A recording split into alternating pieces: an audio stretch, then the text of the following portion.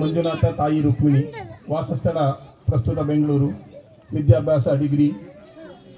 ಇವರ ವಿಶೇಷತೆ ಎಂದರೆ 3 ಆಂಗ್ಲ ಪುಸ್ತಕಗಳ ರಚನೆಯನ್ನು ಈ ಸಣ್ಣ ವಯಸ್ಸಿನಲ್ಲೇ ಮುಗಿಸಿದ್ದಾರೆ.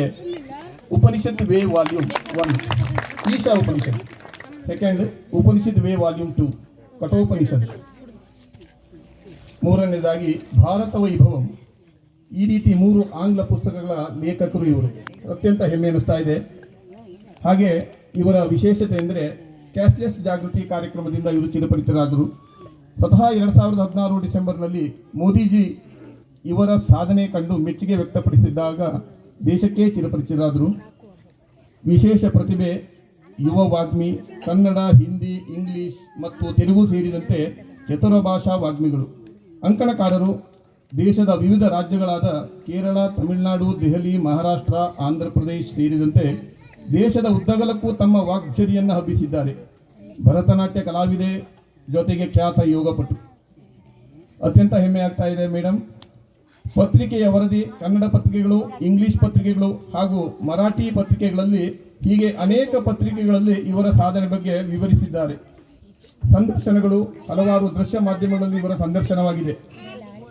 ಇವರ ಸಾಧನೆಗಳನ್ನು ಕಂಡು ಈಗಿನ ಮಾನ್ಯ ಹಣಕಾಸು ಸಚಿವರಾದ ನಿರ್ಮಲಾ ಸೀತಾರಾಮನ್ ಅವರು ಸ್ವತಃ ಇವರನ್ನು ಭೇಟಿಯಾಗಿ ಪ್ರಶಂಸೆ ವ್ಯಕ್ತಪಡಿಸಿದ್ದಾರೆ. ಇವರಿಗೆ ನೀಡಲಾಗಿರುವ ಬಿರುದುಗಳು: ಧರ್ಮ ಸಂಸ್ಕೃತಿ ಪ್ರಸಾರಿಣಿ ಪ್ರಶಸ್ತಿ, ದಿಶಾ ಭಾರತ ವತಿಯಿಂದ 2024-25ನೇ ಸಾಲಿನ ಯುವ ಪ್ರೇರಣಾ ಪ್ರಶಸ್ತಿ, ಮಹಾರಾಷ್ಟ್ರ ರಾಜ್ಯದ ಶ್ರೀ ಶಿವ ಬಸವೇಶ್ವರ ವಿರಕ್ತ ಮಠದ ವತಿಯಿಂದ 2026ನೇ ಸಾಲಿನ ಶ್ರೀ ಶಿವ ಬಸವ ರತ್ನ ಪ್ರಶಸ್ತಿ, ಬೃಹತ್ ಬೆಂಗಳೂರು ಮಹಾನಗರ ಪಾಲಿಕೆ ವತಿಯಿಂದ 2023ನೇ ಸಾಲಿನ ನಾಡಪ್ರಭು ಕೆಂಪೇಗೌಡ ಪ್ರಶಸ್ತಿ, ಅಖಿಲ ಕರ್ನಾಟಕ ಮಾಜಿ ಸೈನಿಕರ ಸಂಘದ ವತಿಯಿಂದ ಫೀಲ್ಡ್ ಮಾರ್ಷಲ್ KM ಕಾರ್ಯಪ್ಪ ಪ್ರಶಸ್ತಿ. ಅತ್ಯಂತ ಹೆಮ್ಮೆ ಆಗ್ತಾ ಇದೆ ಕುಮಾರಿ ಹಾರಿಕಾ ಅವರೇ. ಯುವ ನಕ್ಷತ್ರ ವರ್ತೂರು ಶ್ರೀ ಪ್ರಶಸ್ತಿ, ಇವರು ರಾಜ್ಯದ ದೇಶದ ಆಶಾಕಿರಣ. ವಾಯ್ಸ್ ಆಫ್ ನೇಷನ್ ವತಿಯಿಂದ ಯುವರತ್ನ, ರೋಟರಿ ಕ್ಲಬ್ ಮೈಸೂರು ವತಿಯಿಂದ 2022ನೇ ಸಾಲಿನ ರೋಟರಿ ಕನ್ನಡ ರಾಜ್ಯೋತ್ಸವ ಪ್ರಶಸ್ತಿ, ರೋಟರಿ ಕ್ಲಬ್ ಬೆಂಗಳೂರು ವತಿಯಿಂದ 2024-25ನೇ ಸಾಲಿನ ರೋಟರಿ ಯುವ ಸಾಧಕರ ಪ್ರಶಸ್ತಿ, ಯಂಗ್ ಅಚೀವರ್ಸ್ ಅವಾರ್ಡ್ ನೀಡಲಾಗಿದೆ.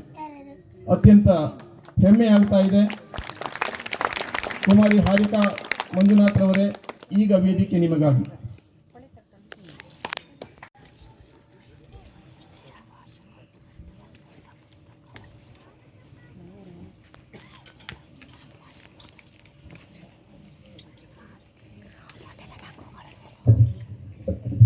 हरि ओम हरि ओम हरि ओम। जननीं शारदां देवीं रामकृष्णं जगद्गुरुं पादपद्मे तयोः श्रुत्वा प्रणमामिर्मुहुर्मुहुः। रत्नाकराधौतपदां हिमालयकिरीटिनीं ಬ್ರಹ್ಮರಾಜಶಿರತ್ನಾಢ್ಯಂ ವಂದೇ ಭಾರತ ಮಾತರಂ. ಕ್ಷೇತ್ರದ ಗ್ರಾಮ ದೇವತೆಯ ಪಾದರವಿಂದಗಳಿಗೆ ಶರಣಾಗತಿಯನ್ನು ಬೇಡ್ತಾ, ಕ್ಷೇತ್ರದ ಈ ಮಣ್ಣಿನ ಎಲ್ಲ ದೇವದೇವರುಗಳ ಗುರುವರೇಣ್ಯರ ಪಾದರವಿಂದಗಳಿಗೆ ಶರಣಾಗತಿಯನ್ನು ಕೋರ್ತಾ, ಪರಂ ಪೂಜನೀಯ ಜಗದ್ಗುರುಗಳು ಶಂಕರಾಚಾರ್ಯ ಮಹಾಸನ್ನಿಧಾನಗಳವರ ಪಾದರವಿಂದಗಳಿಗೆ ಶರಣಾಗತಿಯನ್ನು ಬೇಡ್ತಾ, ನಡೆದಿರುವಂಥ ಎಲ್ಲ ವಿದ್ವತ್ ಗಣ್ಯರಿಗೆ, ದೇಶಭಕ್ತ ಬಾಂಧವರಿಗೆ, ಮಾತಾ ಭಗಿನಿಯರಿಗೆ, ಅಕ್ಕ ಅಣ್ಣಂದಿರಿಗೆ, ಇಡೀ ಕಾರ್ಯಕ್ರಮದಲ್ಲೇ ನಮಗೆ ಸಹಕಾರ ನೀಡ್ತಾ ಇರುವಂಥ ರಕ್ಷಕ ಬಂಧುಗಳಿಗೆ, ಪತ್ರಕರ್ತ ಬಾಂಧವರಿಗೆ ಹಾಗೂ ಎಲ್ಲ ಹಿರಿಯ ಕಿರಿಯರ ಪಾದಗಳಿಗೆ ನಾನು ಹಣೆ ಹೆಚ್ಚಿ ನಮಸ್ಕರಿಸ್ತೇನೆ. ನನ್ನ ನೆಚ್ಚಿನ ಬಂಧುಗಳೇ, ಕಾರ್ಯಕ್ರಮಕ್ಕೆ ಬಂದಾಗ ಬಹಳ ಸಂತೋಷವಾಯಿತು. ನಿರಂತರವಾಗಿ ಹಿಂದೂ ಸಮಾಜೋತ್ಸವ, ಹಿಂದೂ ಸಂಗಮದ ಕಾರ್ಯಕ್ರಮವನ್ನು ದೇಶದ ಲಕ್ಷಾಂತರ ಭಾಗಗಳಲ್ಲಿ ಸಂಘ ಸಂಘಟನೆ ಕಾರ್ಯಕರ್ತರು ನೆರವೇರಿಸ್ತಾ ಬಂದಿದ್ದೀವಿ. ಆದರೆ ಇವತ್ತಿಗೂ ಹಿಂದೂ ಸಮಾಜೋತ್ಸವದಂಥ ಕಾರ್ಯಕ್ರಮಗಳು ಇಷ್ಟು ವಿಜೃಂಭಣೆಯಿಂದ ಜರುಗುತ್ತಿದ್ದಾವೆ. ದೇಶದ ಹಳ್ಳಿಗಳಲ್ಲೂ ಕೊನೆಯ ವ್ಯಕ್ತಿಯವರೆಗೂ ಪ್ರತಿಯೊಬ್ಬ ವ್ಯಕ್ತಿ ಹೆಗಲ ಮೇಲೆ ಕೇಸರಿ ಶಾಲುಗಳನ್ನು ಧರಿಸಿ ರಾಮರಿಗೆ ಜಯಘೋಷಗಳನ್ನು ಹಾಕ್ತಾ ಶೋಭಾಯಾತ್ರೆಯಲ್ಲಿ ಭಾಗವಹಿಸ್ತಿದ್ದೀವಿ, ಕಾರ್ಯಕ್ರಮದಲ್ಲಿ ಒಗ್ಗೂಡುತ್ತಿದ್ದೀವಿ. ಅಂದರೆ ಇದು ಯಾವುದೂ ಸಾಮಾನ್ಯವಾದ ವಿಚಾರ ಅಲ್ಲ.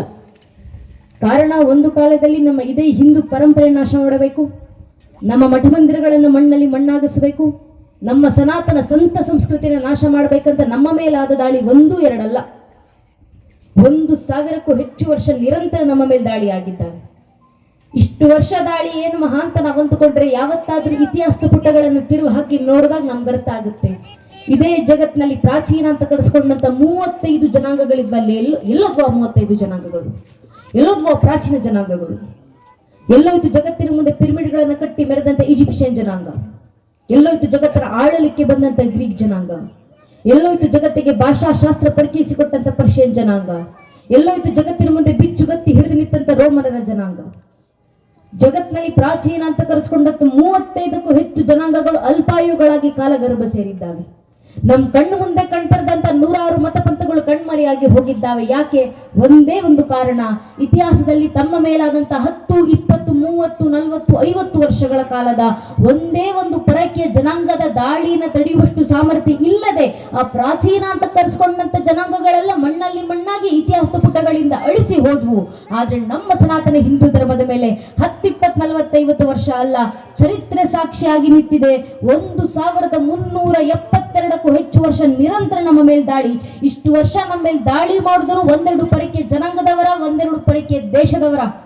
ಸ್ವಾಮಿ 1,000ಕ್ಕೂ ಹೆಚ್ಚು ವರ್ಷ ಮೊಘಲರು ಬಂದ್ರು, ಅರಬ್ಬರು ಬಂದ್ರು, ಅಫ್ಘಾನರು ಬಂದ್ರು, ಪೋರ್ಚುಗೀಸರು ಬಂದ್ರು, ಡಚ್ಚರು ಬಂದ್ರು, ಫ್ರೆಂಚರು ಬಂದ್ರು, ಇಂಗ್ಲಿಷರು ಬಂದ್ರು, ಶಕರು ಬಂದ್ರು, ಹೂಣರು ಬಂದ್ರು. ಇವರೆಲ್ಲರೂ ಬಂದು ನಮ್ಮ ಮೇಲೆ ದಾಳಿ ಮಾಡಿದ ನಂತರವೂ ಇವತ್ತಿಗೂ ಸನಾತನ ಹಿಂದೂ ಧರ್ಮವಾಗಿ ಜೀವಂತವಾಗಿದೆ. ಜಗತ್ನಲ್ಲಿ 100 ಕೋಟಿ ಹಿಂದೂಗಳು ಮನೆ ನಾವು ಧರ್ಮಾಚರಣೆ ಮಾಡ್ತೀವಿ. ನಮ್ಮ ಸಂತ ಪರಂಪರೆ ಜೀವಂತವಾಗಿ ಉಳಿದಿದೆ. ಯಾರ ಕಾರಣದಿಂದ? ನಮ್ಮ ಪೂರ್ವಿಕರು ಪಟ್ಟಂತ ಶ್ರಮ, ಅವರು ನೀಡಿದಂತ ಸಮರ್ಪಣೆ. ಒಬ್ಬರಾದ ನಂತರ ಒಬ್ಬರು ಬಂದ್ರು ಈ ಧರ್ಮ ರಕ್ಷಣೆಗೋಸ್ಕರ ತಮ್ಮಂತ ಸಮರ್ಪಿಸಿ ಹೋಗಿದ್ದಾರಲ್ಲ ಅಂತ ಸಾವಿರಾರು ಪೀಳಿಗೆಗಳ ಸಮರ್ಪಣೆ ಪ್ರತಿಫಲ ಸನಾತನ ಹಿಂದೂ ಧರ್ಮ ಉಳಿದಿದೆ. ಉಳಿದಿರುವಂತ ಧರ್ಮ ಇವತ್ತು ನಮ್ಮ ಕೈಯಲ್ಲಿದೆ. ನಮ್ಮ ಕೈಯಲ್ಲಿರುವಂತ ಧರ್ಮ ರಕ್ಷಣೆ ಮಾಡಿ ಮುಂದಿನ ಪೀಳಿಗೆಗೆ ಹಸ್ತಾಂತರಿಸಿ ಹೋಗುವುದು ನಮ್ಮ ಜವಾಬ್ದಾರಿ. ಈಗ ಬರುವಂತ ಪ್ರಶ್ನೆ, ನಾವು ಹೇಗೆ ಧರ್ಮ ರಕ್ಷಣೆ ಮಾಡೋದು? ಈ ಪರಂಪರೆ ರಕ್ಷಣೆಗೋಸ್ಕರ ನಮ್ಮ ಪೂರ್ವಿಕರು ಯಾವ ಮಟ್ಟದ ಪಾವಿತ್ರ್ಯತೆಯೊಂದಿಗೆ ಧರ್ಮ ರಕ್ಷಣೆ ಮಾಡಿದ್ದಾರೆಂದ್ರೆ 1,372 ವರ್ಷಗಳ ನಿರಂತರ ಆಕ್ರಮಣ, 100 ಜನಾಂಗಗಳ ನಿರಂತರ ದಾಳಿಗಳ ನಂತರವೂ ಸನಾತನ ಹಿಂದೂ ಧರ್ಮ ಅಲ್ಲ, ಸನಾತನ ಹಿಂದೂ ಧರ್ಮದಲ್ಲಿ ಹುಟ್ಟಿದಂತ ಒಂದು ಗ್ರಂಥದ, ಒಂದು ಸಾಲಿನ, ಒಂದು ಅಕ್ಷರದ, ಒಂದು ಶಬ್ದವನ್ನು ಅಳಿಸಿ ಹೋಗ್ಲಿಕ್ಕೆ ನಮ್ಮ ಪೂರ್ವಿಕರು ಬಿಟ್ಕೊಡ್ಲಿಲ್ಲ. ನಾವು ಇವತ್ತು ವೇದಿಕೆ ಮೇಲೆ ನಿಂತು ಮಾತಾಡ್ತಿದ್ದೀವಿ. ಕಾರ್ಯಕ್ರಮ ಶುರುವಾಗುವ ಮುಂಚಿತವಾಗಿ ಶಂಖನಾದವನ್ನ ಮಾಡಲಾಯಿತು, ವೇದಘೋಷವನ್ನ ಮಾಡಲಾಯಿತು. ನಮ್ಮ ಆ ವೇದ ಪರಂಪರೆಯನ್ನು ನಾಶ ಮಾಡ್ಲಿಕ್ಕೆ ನಮ್ಮ ಮೇಲಾದಂತ ವೈಚಾರಿಕ ದಾಳಿಗಳು ಕಡಿಮೆಯ, ಕ್ಷಾತ್ರ ತೇಜಸ್ಸಿನ ದಾಳಿಗಳು ಕಡಿಮೆಯ? ಅಷ್ಟೆಲ್ಲ ದಾಳಿಗಳಾದ ನಂತರವೂ ಇಡೀ ಜಗತ್ತಿನಲ್ಲೇ ಭಾರತ ಕೊಟ್ಟಂತ ಅತಿ ಆದಿಯಾದಂತ ಕೊಡುಗೆ ಯಾವುದು ಮನುಕುಲಕ್ಕೆ ಅಂದ್ರೆ ನಾವು ವೇದಗಳ ಕಡೆ ಕೈ ಮಾಡ್ತೀವಿ. ಇಡೀ ಸನಾತನ ಧರ್ಮದ ಮೂಲಾಧಾರ ಅದು. ಈ ಸನಾತನ ಧರ್ಮದ ಮೂಲ ಬೀಜವಾಗಿರುವಂತಹ ಆ ವೇದಗಳು ಬರದಿಟ್ಟು ಸಾವಿರಾರು ವರ್ಷಗಳು ಕಳೆದಿದ್ದಾವೆ. ನಮ್ಮದು ಬರೆಯುವ ಪರಂಪರೆ, ನಮ್ಮದು ಶ್ರವಣ ಮನನದ ಪರಂಪರೆ. ಗುರು ಹೇಳಬೇಕು, ಶಿಷ್ಯ ಕೇಳಬೇಕು, ಕೇಳಿದ್ದನ್ನ ಸಂಪೂರ್ಣ ಅರ್ಥ ಸಹಿತ ಮುಂದಿನ ಪೀಳಿಗೆಗೆ ಕಲ್ಪಿಸಿ ಹೋಗಬೇಕು. ಆ ಶ್ರವಣ ಮನನದ ಪರಂಪರೆಯಿಂದ ವೇದಗಳು ಹುಟ್ಟಿ, ವೇದಗಳ ರಚನೆಗೊಂಡು, ವೇದಗಳ ದರ್ಶನವನ್ನು ನಮ್ಮ ಪೂರ್ವಿಕ ಋಷಿಮುನಿಗಳು ಪಡೆದು ಎಷ್ಟು ಲಕ್ಷಾಂತರ ವರ್ಷಗಳು ಕಳೆದು ಹೋಗಿದ್ದಾವೆ, ಯುಗಗಳು ಮೀರಿ ಹೋಗಿದ್ದಾವೆ. ಯುಗಗಳ ಹಿಂದೆ ನಮ್ಮ ಪೂರ್ವಿಕರು ದರ್ಶನ ಪಡೆದಂತ ಆ ವೇದ ಮಂತ್ರಗಳು, ಆ ವೇದಗಳ ಪ್ರಥಮ ಅಂತ ಪರಿಗಣಿಸುವಂತ ಋಗ್ವೇದ, ಆ ಋಗ್ವೇದದ ಪ್ರಥಮ ಮಂಡಳದ ಪ್ರಥಮ ಸೂಕ್ತದ ಪ್ರಥಮ ಮಂತ್ರ ಅಗ್ನಿವೀಳೆ ಪುರೋಹಿತಂ ಯಜ್ಞಸಿ ದೇವ ಮೃತ್ವಿಜಂ ಹೋತಾಹಾರ ಮೃತದ ದಾತಮಂ ಅಂತ ಋಗ್ವೇದದ ಪ್ರಥಮ ಮಂತ್ರದಿಂದ ಹಿಡಿದು ಇಡೀ ಋಗ್ವೇದದಲ್ಲಿರುವಂತಹ ಅಷ್ಟು ಮಂತ್ರಗಳನ್ನು ಒಗ್ಗೂಡಿಸಿದ್ರೆ 21 ಲಕ್ಷ ಶಬ್ದಗಳು ಬರ್ತವೆ. ಆ 21 ಲಕ್ಷ ಶಬ್ದಗಳಲ್ಲಿ ಒಂದೇ ಒಂದು ಶಬ್ದ ಆಚೆ ಈಚೆ ಆಗದೆ ಇರುವಂತೆ ಅಷ್ಟನ್ನು ಅದೇ ರೀತಿ ಸಂಗ್ರಹಣೆ ಮಾಡಿ ಮುಂದಿನ ಪೀಳಿಗೆಗೆ ಅರ್ಥ ಸಹಿತ ಕಲ್ಪಿಸಿ ಹೋದ್ರಲ್ಲ. ಇವತ್ತು 21ನೇ ಶತಮಾನದಲ್ಲೂ 2026ರಲ್ಲೂ ಒಂದೊಂದು ಕಾರ್ಯಕ್ರಮ ಬಂದ್ರು, ಒಂದೊಂದು ಧಾರ್ಮಿಕ ಸಭೆಯಲ್ಲೂ ವೇದಘೋಷದೊಂದಿಗೆ ನಾವು ಕಾರ್ಯಕ್ರಮ ಶುರು ಮಾಡೋದು. ಆ ಮಟ್ಟದ ಪಾವಿತ್ರ್ಯತೆ ನಮ್ಮ ಪೂರ್ವಿಕರು ಉಳಿಸಿಕೊಟ್ಟು ಹೋದ್ರೆ ನಮ್ಮ ಕೈಗೆ. ಇಷ್ಟು ಸಂಘರ್ಷಗಳ ನಂತರ ಉಳ್ಕೊಂಡು ಬಂದಿರುವಂತಹ ಧರ್ಮ ನಮ್ಮ ಕೈಯಲ್ಲಿದೆ. ಇದನ್ನ ನಾವು ಉಳಿಸಿ ಮುಂದಿನ ಪೀಳಿಗೆಗೆ ಹೇಗೆ ಕಲ್ಪಿಸೋದು? ನಾವು ಹೇಗೆ ಧರ್ಮ ರಕ್ಷಣೆ ಮಾಡೋದು? ಪ್ರಶ್ನೆಗೆ ಉತ್ತರವನ್ನು ಯುಗಗಳ ಹಿಂದೆ ಕೃಷ್ಣ ಪರಮಾತ್ಮ ಭಗವದ್ಗೀತೆ 4ನೇ ಅಧ್ಯಾಯದ 7ನೇ ಶ್ಲೋಕದಲ್ಲಿ ಇಡೀ ಹಿಂದೂ ಸಮಾಜಕ್ಕೆ ಮಾರ್ಗದರ್ಶನವಾಗಿ ಕೊಡುತ್ತಾರೆ. ಯದಾ ಯದಾ ಹಿ ಧರ್ಮಸ್ಯ ಗ್ಲಾನಿರ್ಭವತಿ ಭಾರತಃ ಅಭ್ಯುತ್ಥಾನಮ ಧರ್ಮಸ್ಯ ದದಾತ್ಮಾನುಜಾಮ್ಯಂ ಪರಿತ್ರಾಣಯ ಸಾಧನ ವಿನಾಶ ದುಷ್ಕೃತ ಧರ್ಮ ಸಂಸ್ಥಾಪನಾರ್ಥಾಯ ಸಂಭವಾಮಿ ಯುಗೆ ಯುಗೆ. ಯುಗ ಯುಗಕ್ಕೂ ಧರ್ಮ ರಕ್ಷಣೆಗೆ ನಾನೇ ಅವತರಿಸಿ ಬರ್ತೀನಿ. ಆದ್ರೆ ಕಲಿಯುಗದಲ್ಲಿ ಧರ್ಮ ರಕ್ಷಣೆಗೆ ಯಾವ ಅವತಾರ? ಕೃಷ್ಣ ಪರಮಾತ್ಮ ಕೊಟ್ಟಂತ ಮಾತು, ಕಲಿಯುಗದ ಅಂತ್ಯದಲ್ಲಿ ಕಲಿಕೆ ಅವತಾರ. ಆದ್ರೆ ಕಲಿಯುಗ ನಡೀತಾ ಇರಬೇಕಾದ್ರೆ ಕಲಿಯುಗದೊಳಗೆ ದೇಶ ಧರ್ಮ ರಕ್ಷಣೆಗಿರೋದು ಒಂದೇ ಒಂದು ಅವತಾರ, ಅದು ಸಂಘೇ ಶಕ್ತಿ ಕಲಿಯುಗೆ. ಸಂಘಟಿತ ಬಲದಿಂದ ಮಾತ್ರ ಕಲಿಯುಗದಲ್ಲಿ ಧರ್ಮ ರಕ್ಷಣೆ ಆಗ್ಲಿಕ್ಕೆ ಸಾಧ್ಯ. ಆದ್ರಿಂದ ಸಂಘಟಿತರಾಗಿ ಬನ್ನಿ ಹಿಂದೂ ಸಮಾಜ. ಆದ್ರೆ ನಮ್ಮ ದೌರ್ಭಾಗ್ಯ ಹೇಳ್ಕೊಳ್ಳಿಕ್ಕಿದ್ದೀವಿ. ಜಗತ್ನಲ್ಲಿ 100 ಕೋಟಿಗೂ ಹೆಚ್ಚು ಹಿಂದೂಗಳ ಜನಸಂಖ್ಯೆ. ಆದ್ರೆ ಅದರಲ್ಲಿ ಒಬ್ಬ ಹಿಂದುವಿನ ಮುಂದೆ ನಿಂತಿವತ್ತು ನೀನ್ ಯಾರಪ್ಪ, ನೀನ್ ಯಾವ ಸಮಾಜಕ್ಕೆ ಸೇರಿದವನು, ನಿನ್ನ ಪರಿಚಯ ಏನು ಅಂತ ಕೇಳಿದ್ರೆ ಹಿಂದುವಿನ ಬಾಯಿನಲ್ಲಿ ಧರ್ಮದ ಹೆಸರು ಬರೋಕ್ಕೂ ಮುಂಚೆ ಜಾತಿ ಹೆಸರು ಬಂದಿರುತ್ತೆ. ಒಬ್ಬ ಹಿಂದೂ ಆಗೋಕ್ ಮುಂಚೆ ಒಬ್ಬ ಹಿಂದೂ ಬ್ರಾಹ್ಮಣ ಆಗ್ತಾರೆ, ಒಬ್ಬ ಹಿಂದೂ ಲಿಂಗಾಯತರಾಗ್ತಾರೆ, ಒಬ್ಬ ಹಿಂದೂ ಕುರುಬರಾಗ್ತಾರೆ, ಒಬ್ಬ ಹಿಂದೂ ಗೌಡ್ರಾಗ್ತಾರೆ, ಒಬ್ಬ ಹಿಂದೂ ನಾಯಕ್, ಒಬ್ಬ ಹಿಂದೂ SC, ಒಬ್ಬ ಹಿಂದೂ ST, ಒಬ್ಬ ಹಿಂದೂ ಶೆಟ್ಟಿ, ಒಬ್ಬ ಹಿಂದೂ ಪೂಜಾರ್, ಒಬ್ಬ ಹಿಂದೂ ಮರಾಠ, ಒಬ್ಬ ಹಿಂದೂ ಬನಿಯಾ, ಒಬ್ಬ ಹಿಂದೂ ಜಾಟ್, ಒಬ್ಬ ಹಿಂದೂ ಮಾಹರ್, ಒಬ್ಬ ಹಿಂದೂ ರಾಜ್ಪೂತ್. ಹಿಂದೂ ಆಗೋದು ಯಾವಾಗ? ನಾವು ಹಿಂದೂಗಳ ಅರ್ಥ ಮಾಡ್ಕೊಳ್ಬೇಕು. ನಮ್ಮ ಜಾತಿ ಯಾವುದೇ ಇರಲಿ, ಆ ಜಾತಿಗಳ ಮೇಲೆ ನಾವಿಟ್ಟಿರುವಂತ ಜಾತಿ ಪ್ರೇಮ ಎಷ್ಟೇ ವಿಶಾಲವಾಗಿರ್ಲಿ, ನಮ್ಮ ಜಾತಿ ನಮ್ಮ ಮನೆಯ ದೇವರ ಕೋಣೆ ಒಳಗೆ ಸೀಮಿತವಾಗಿರಬೇಕು. ನಮ್ಮ ರಾಜಕೀಯ ಆಸಕ್ತಿ ಯಾವುದೇ ಇರಲಿ, ನೀವ್ ಯಾವ ರಾಜಕೀಯ ಪಕ್ಷಕ್ಕೆ ಬೇಕಾದ್ರೂ ಕೆಲಸ ಮಾಡ್ಕೊಳ್ಳಿ, ನಿಮ್ಮನ್ನ ನೀವ್ ಯಾವ ರಾಜಕೀಯ ಪಕ್ಷದ ಕಾರ್ಯಕರ್ತ ಅಂತ ಬೇಕಾದ್ರೂ ಹೇಳ್ಕೊಂಡು ತಿರುಗಾಡಿ, ಆದ್ರೆ ನಮ್ಮ ರಾಜಕೀಯ ಆಸಕ್ತಿ ನಮ್ಮ ಮನೆ ಬಾಗಿಲಿನ ಒಳಗೆ ಸೀಮಿತವಾಗಿರಬೇಕು. ಪ್ರತಿಯೊಬ್ಬ ಹಿಂದೂ ತನ್ನ ಮನೆಯ ದೇವರ ಕೋಣೆ ದಾಟಿ ಮನೆ ಹೊಸಲು ಬಿಟ್ಟು ಹೊರಗೆ ಬರಬೇಕಾದ್ರೆ ಜಾತಿ, ಉಪಜಾತಿ, ಮತ, ಪಂಥ, ಪಂಗಡ, ಕುಲ, ಗೋತ್ರ, ರಾಜಕೀಯ ಆಸಕ್ತಿ, ತತ್ವ, ಸಿದ್ಧಾಂತ ಎಲ್ಲವನ್ನ ಮರೆತು ಹೆಗಲ ಮೇಲೆ ಒಂದು ಕೇಸರಿ ಶಾಲು, ಹಣೆ ಮೇಲೆ ಕೇಸರಿ ತಿಲಕ ಇಟ್ಕೊಂಡು ನಾವೆಲ್ಲ ಹಿಂದೂ, ನಾವೆಲ್ಲ ಒಂದು ಅನ್ನೋ ಭಾವನಲ್ಲಿ ಮನೆ ಬಿಟ್ಟಾಗ ಮಾತ್ರ ನಮ್ಮ ಸನಾತನ ಹಿಂದೂ ಧರ್ಮ ರಕ್ಷಣೆ. ಒಮ್ಮೆ ಸಂಘಟಿತ ಮೇಲೆ ಹಿಂದೂ ಸಮಾಜದಲ್ಲಿ ಬರಲಿ, ಜಗತ್ನಲ್ಲಿ ಎಂತೆಂಥ ಬದಲಾವಣೆಗಳು ತರಬಹುದು. ನಾವು ಕೆಲವು ದಶಕಗಳ ಹಿಂದೆ ನಮ್ಮದೇ RSS ನ ಸಂಘಟನೆ ಹಿರಿಯರು ಸ್ವರ್ಗೀಯ ಪೂಜನೆ ಅಶೋಕ್ ಸಿಂಗಾಜ್ ಅವರು ನಿಂತು ಇದೇ ನೆಲದಿಂದ ಇಡೀ ಹಿಂದೂ ಸಮಾಜಕ್ಕೆ ಒಂದು ಕರೆಯನ್ನ ಕೊಟ್ಟಿದ್ರು. ಅಶೋಕ್ ಸಿಂಗಾಜ್ ಅವರ ಕರೆ, रोम रोम मेरा मैं हुए राम के लिए, आओ कार सेवको, बनो कार सेवको, गाओ कार सेवको, मिटो कार सेवको, अगर समय पड़े तो अयोध्या में बहती सरयू नदी को अपने लहू से लाल करना पड़े तो डरो ना कार सेवको. ರೋಮದಲ್ಲಿ ರವಿಸಿರುವಂತ ರಾಮರಿಗೋಸ್ಕರ ಬನ್ನಿ ಕಾರ ಸೇವಕರಾಗಿ ಹಿಂದೂಗಳೇ. ಸಮಯ ಬಂದ್ರೆ ಅಯೋಧ್ಯೆಗೆ ಹರಿತಿರುವಂತ ಸರಿಯು ನದಿಯನ್ನು ನಿಮ್ಮ ರಕ್ತದ ಕಣಗಳಿಂದ ಕೆಂಪಾಗಿಸುವ ಸಂದರ್ಭ ಬಂದ್ರು ಹಿಂಜರಿದಿರಿ ಕಾರ ಸೇವಕರೇ. ಒಂದು ಅಶೋಕ್ ಸಿಂಗಾಜ್ ಅವರ ಕರೆಗೆ ಹೋಗೊಟ್ಟು ನನ್ನ ನಿಮ್ಮ ಹಿರಿಯರು ಲಕ್ಷ ಸಂಖ್ಯೆಯ ಸಂಘಟಿತರಾಗಿ ಬಂದ್ರಲ್ಲ. ಕಾಶ್ಮೀರದಿಂದ ಹಿಡಿದು ಕನ್ಯಾಕುಮಾರಿವರೆಗೂ ಜಾತಿ, ಮತ, ಪಂಥ, ರಾಜಕೀಯ ಆಸಕ್ತಿಗಳೆಲ್ಲ ಭೇದಗಳನ್ನು ಮೀರಿ ಹಿಂದೂ ಧರ್ಮವನ್ನು ಏಕಛತ್ರಾಚಾರ್ಯರಿಗೆ ಬಂದು ಶ್ರೀರಾಮರಿಗೋಸ್ಕರ ಅಂತ ಏಕಕಂಠ ಸ್ವರೂಪವಾಗಿ ರಾಮ್ ಲಲ್ಲಾ ಮಾಯಂಗೆ ಮಂದಿರ ವಹಿ ಬನಾಯಂಗೆ ಬಚ್ಚಾ ಬಚ್ಚಾ ರಾಮಕ ಜನ್ಮಭೂಮಿಗೆ ಕಾಮಕ ಅಂತ ನಮ್ಮ ಪೂರ್ವಿಕರು ಹಿರಿಯರು ಕೋಶಗಳನ್ನು ಹಾಕ್ತಾ ಸಂಘಟಿತರಾಗಿ ಬಂದ್ರಲ್ಲ. ಬಹಳಷ್ಟು ಜನ ತಾಯಿಂದ್ರು ಸೇರಿದ್ದೀರಾ.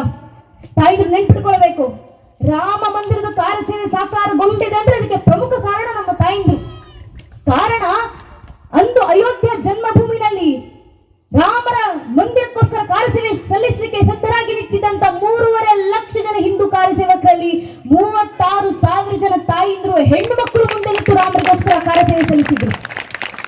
ಮುಂದೆ ಮಾತಾ ಉಮಾಭಾರತಿ, ಕಾಬಿ ತೊಟ್ಟ ಮಾತಾ ರಿತಂಬರಿ, ಜೊತೆಗೆ 36,000 ಜನ ತಾಯಿಂದ್ರು ಕೈ ಹಿಡಿದು ಮಾನವ ಸರಪಳಿಗಳನ್ನು ಮಾಡಿ ರಾಮರಿಗೆ ಭಜನೆಗಳನ್ನು ಹಾಡ್ತಾ, ಗಾನಗಳನ್ನು ಹಾಡ್ತಾ, ನಾಮಸ್ಮರಣೆಗಳನ್ನು ಮಾಡ್ತಾ, ಕಂಕರ್ ಕಂಕರ್ ಶಂಕರ್ ಜಿಸ್ಕಾ ಪ್ರಾಣ ಪ್ರಾಣ में गीता है, जीवन की धड़कन रामायण पग पग पर बनी पुनीता है, यदि राम नहीं है तो श्वासों में जीवन का घट रीता है, नरनाहर श्री पुरुषोत्तम का हम मंदिर भव्य बनाएंगे, सौगंध राम की गाते हम मंदिर वही बनाएंगे ಅಂತ ನಮ್ಮ ತಾಯಿಂದ್ರು ಹಾಡ್ತಾ ಕಾರ್ಯಸೇವೆ ಸಲ್ಲಿಸಿದ್ರಲ್ಲ. ಆ 36,000 ಜನ ತಾಯಿಂದ್ರಲ್ಲಿದ್ದಂತ ರಾಮಭಕ್ತಿ, 3.5 ಲಕ್ಷ ಜನ ಹಿಂದೂ ಕಾರ್ಯಸೇವಕರ ಹನುಮಶಕ್ತಿ, ಆ ಹಿಂದೂ ಸಮಾಜದ ಸಂಘಟಿತ ಬಲದ ಪ್ರತಿಫಲ 500 ವರ್ಷಗಳ ಹೋರಾಟದ ನಂತರ, 78ಕ್ಕೂ ಹೆಚ್ಚು ಮಹಾಕದನಗಳ ನಂತರ, ಸುಮಾರು 3.5 ಲಕ್ಷ ಜನ ಹಿಂದೂ ಕಾರ್ಯಸೇವಕರ ಬಲಿದಾನಗಳ ನಂತರ ಇಂದು ನನಸಾಗಿರುವಂತ ಶತಮಾನಗಳ ಕನಸು ನಮ್ಮ ಅಯೋಧ್ಯ ರಾಮಲಲ್ಲಾರ ರಾಮ ಮಂದಿರ. ಇವತ್ತು ಅಖಂಡ ರಾಮ ಮಂದಿರದ ಕಟ್ಟಡದ ಮೇಲೆ ಧರ್ಮಧ್ವಜ ಹಾರಾಡ್ತಿರೋದನ್ನ ಕಣ್ ತುಂಬಿಸಿಕೊಳ್ಳುವ ಕಾಲಘಟ್ಟದಲ್ಲಿ ನಮ್ಮ ತಲೆಮಾರು ಬದುಕ್ತಿದೆಯಲ್ಲ, ಇದಕ್ಕೆ ಕಾರಣ ನಮ್ಮ ಹಿರಿಯರ ಸಂಘಟಿತ ಬಲ. ಈಗ ಹಿಂದೂ ಸಮಾಜ ರಾಮ ಜನ್ಮಭೂಮಿ ರಾಮ ಮಂದಿರ ನಿರ್ಮಾಣ ಆಯ್ತಲ್ಲ, ಕಾರ್ಯಸೇವೆ ಸಾಕಾರಗೊಳ್ತಲ್ಲ, ಧರ್ಮದ ಕೆಲಸ ಮುಗಿತಲ್ವ ಅಂತ ಸುಮ್ಮನಾಗೋದಲ್ಲ. ಆಗಿರೋದು ಅಯೋಧ್ಯೆಯಲ್ಲಿ ರಾಮ ಮಂದಿರದ ನಿರ್ಮಾಣ. ಮುಂದೆ ಸಂಘಟನೆ ಹಿರಿಯರು ಕರೆ ಕೊಟ್ಟಿದ್ದಾರೆ, ಭಾರತ್ ಕ ಪ್ರತ್ಯೇಕ ಘರ್ ಅಯೋಧ್ಯ ಬನಾಯಂಗೆ. ಅಯೋಧ್ಯೆಯಲ್ಲಿ ರಾಮ ಮಂದಿರ ನಿರ್ಮಿಸಿದ್ವಿ, ಮುಂದೆ ಭಾರತದ ಮನೆಗಳನ್ನು ಅಯೋಧ್ಯೆಯನ್ನಾಗಿಸೋದು ನಮ್ಮ ಮುಂದಿನ ಸಂಕಲ್ಪ. ಮನೆಗಳ ಅಯೋಧ್ಯೆ ಆಗೋದಂದ್ರೆ ಏನು? ಮನೆಯಲ್ಲಿ ಹುಟ್ಟಿ ಬರುವಂತ ಒಂದೊಂದು ಹಿಂದೂ ಮಗು ಪ್ರಭು ಶ್ರೀರಾಮಚಂದ್ರಂತೆ ಹುಟ್ಟಿ ಬರಬೇಕು. ಮನೆಯಲ್ಲಿ ಬೆಳೆಯುವಂತ ಒಬ್ಬೊಬ್ಬ ಹೆಣ್ಣು ಮಗಳು ತಾಯಿ ಸೀತಾ ಮಾತೆ ಆದರ್ಶದಲ್ಲಿ ಬೆಳೆದು ಬರಬೇಕು. ಆಗ ಮನೆಗಳ ಯೋಧ್ಯ ಆಗ್ತಾವೆ. ಆದರೆ ಮನೆಗಳಲ್ಲಿ ಪ್ರಭು ಶ್ರೀರಾಮಚಂದ್ರಂತ ಮಕ್ಕಳು ಹುಟ್ಟಿ ಬರಬೇಕಂದ್ರೆ ಮನೆಯಲ್ಲಿರುವಂತ ಒಬ್ಬೊಬ್ಬ ತಾಯಿ ಕೌಶಲ್ಯ ಆದಾಗ ಮಾತ್ರ ಅದು ಸಾಕಾರಗೊಳ್ಳೋದು. ಆದ್ರಿಂದ ತಾಯಿಂದ್ರು ಜಾಗೃತರಾಗಿ ಮನೆ ಮಕ್ಕಳನ್ನು ಜಾಗೃತಗೊಳಿಸಿ. ಯಾವುದ್ರ ಮೂಲಕ ಧರ್ಮ ಜಾಗೃತಿ? 5 ಸೂತ್ರಗಳನ್ನ ಸಂಘ ನಿಮ್ ಕಣ್ಣು ಮುಂದೆ ಇಟ್ಟಿದೆ. ಪಂಚಪರಿವರ್ತನೆ ಸೂತ್ರಗಳು. ಧರ್ಮ ಜಾಗೃತಿ ಆಗಬೇಕಾ, ದೇಶ ಸುಭದ್ರವಾಗಬೇಕಾ, ನಾವು ಸಂಘಟಿತರಾಗಬೇಕಾ, ಪಂಚಪರಿವರ್ತನೆ ಸೂತ್ರಗಳನ್ನು ಪಾಲಿಸಿ. ಪ್ರಥಮದ್ದು ಸಾಮಾಜಿಕ ಸಾಮರಸ್ಯ. ನಮ್ಮ ಹಿಂದೂಗಳಲ್ಲಿ ಸಂಘಟನೆಯ ಹಿರಿಯರು ಕೊಟ್ಟಂತ ಕರೆ ಹಿಂದುವಾ ಸೋದರ ಸರ್ವೇನ ಹಿಂದೂ ಪತೀತೋ ಭವೇತ್ ಮಮ ದೀಕ್ಷಾ ಹಿಂದೂ ರಕ್ಷಾ ಮಮ ಮಂತ್ರ ಸಮಾನತ.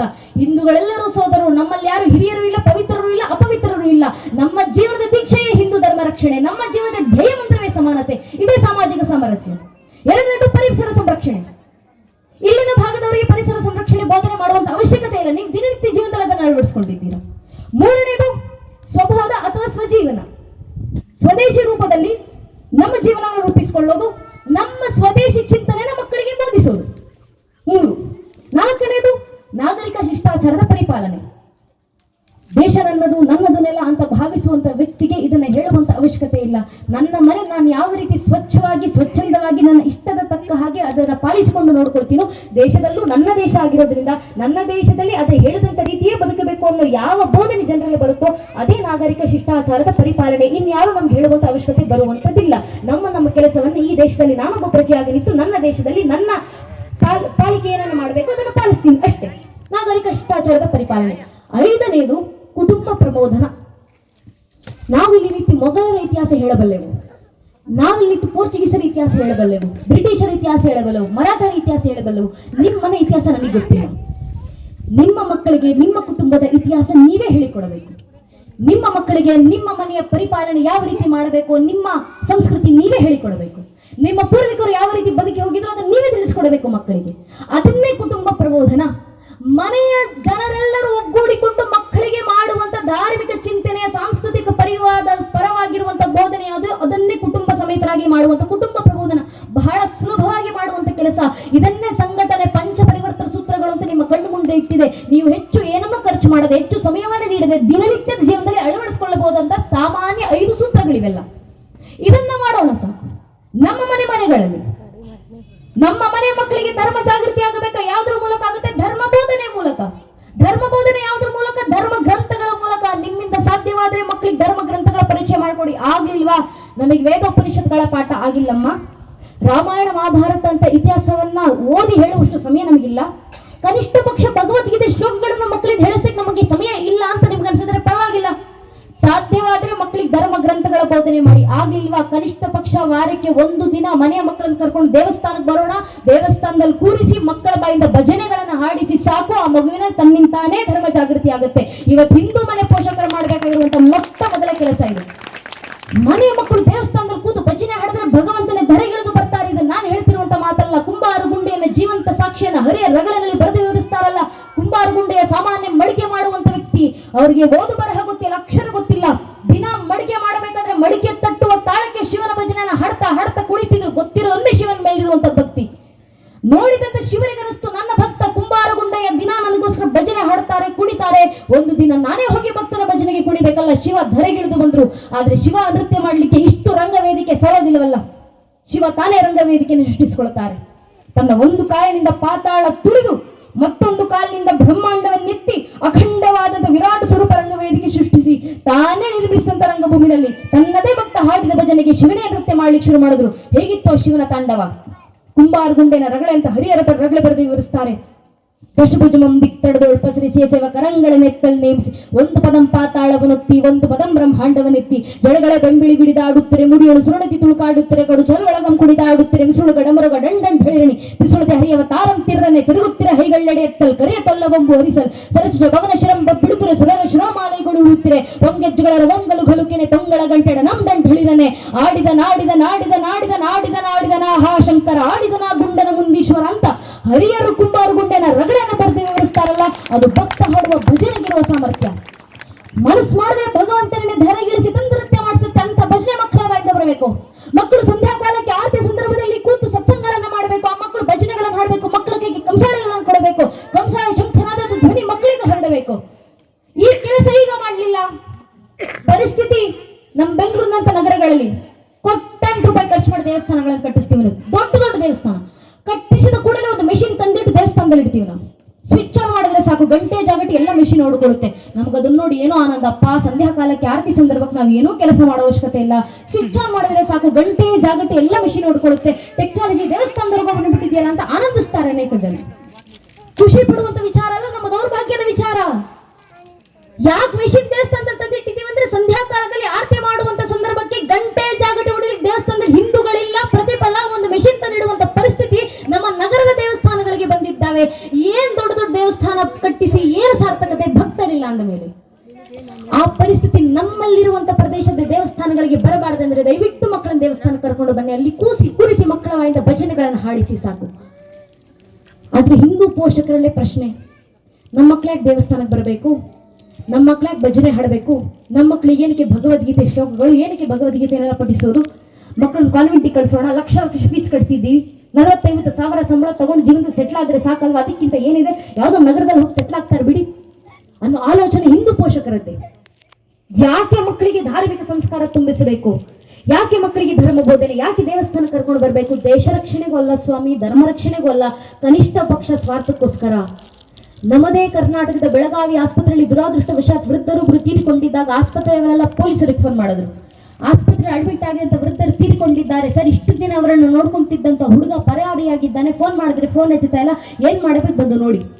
ಆರಕ್ಷಕರೆಲ್ಲ ಆಸ್ಪತ್ರೆಗೆ ಧಾವಿಸಿ ಬಂದು ಆ ವೃದ್ಧರ ಡಾಕ್ಯುಮೆಂಟ್ಸ್ ಎಲ್ಲವನ್ನ ದಾಖಲೆಗಳನ್ನು ಆಸ್ಪತ್ರೆ ತೆಗೆಸಿದ್ರು. ಅವರ ವಿಳಾಸ ಹುಡ್ಕೊಂಡು ಅಕ್ಕಪಕ್ಕದ ಮನೆಯವರ ಹತ್ರ ನಿಂತು ಕೇಳಿದ್ರು, ನಿಮ್ಮ ಪಕ್ಕದ ಮನೆಯಲ್ಲಿ ಇದ್ದಂತ ವೃದ್ಧರಮ್ಮ ಆಸ್ಪತ್ರೆಯಲ್ಲಿ ತೀರಿಕೊಂಡಿದ್ದಾರೆ, ಅವ್ರಿಗೆ ಮಕ್ಕಳು ಮೊಮ್ಮಕ್ಕಳು ನೆಂಟಸ್ಥರು ಕುಟುಂಬಸ್ಥರು ಸಂಬಂಧಿಕರು ಬಂಧು ಬಾಂಧವರು ಮನೆಯವರಂತನಾದ್ರೂ ಜಗತ್ತಿನಲ್ಲಿ ಯಾರಾದ್ರೂ ಇದ್ರ? ಅಕ್ಕಪಕ್ಕದ ಮೇಲೆ ಸಹಜವಾಗಿ ಉತ್ತರ ಕೊಟ್ಟರು, ಹೌದು ಸರ್ ಅವ್ರಿಗಿಬ್ರು ಮಕ್ಕಳಿದ್ದಾರೆ, ಒಬ್ಬ ಮಗ ಅಮೆರಿಕದಲ್ಲಿದ್ದಾನೆ, ಮತ್ತೊಬ್ಬ ಮಗಳು ಕೆನಡಾದಲ್ಲಿದ್ದಾಳೆ ಸರ್, ಇಬ್ರು ಮಕ್ಕಳು ವಿದೇಶಿ.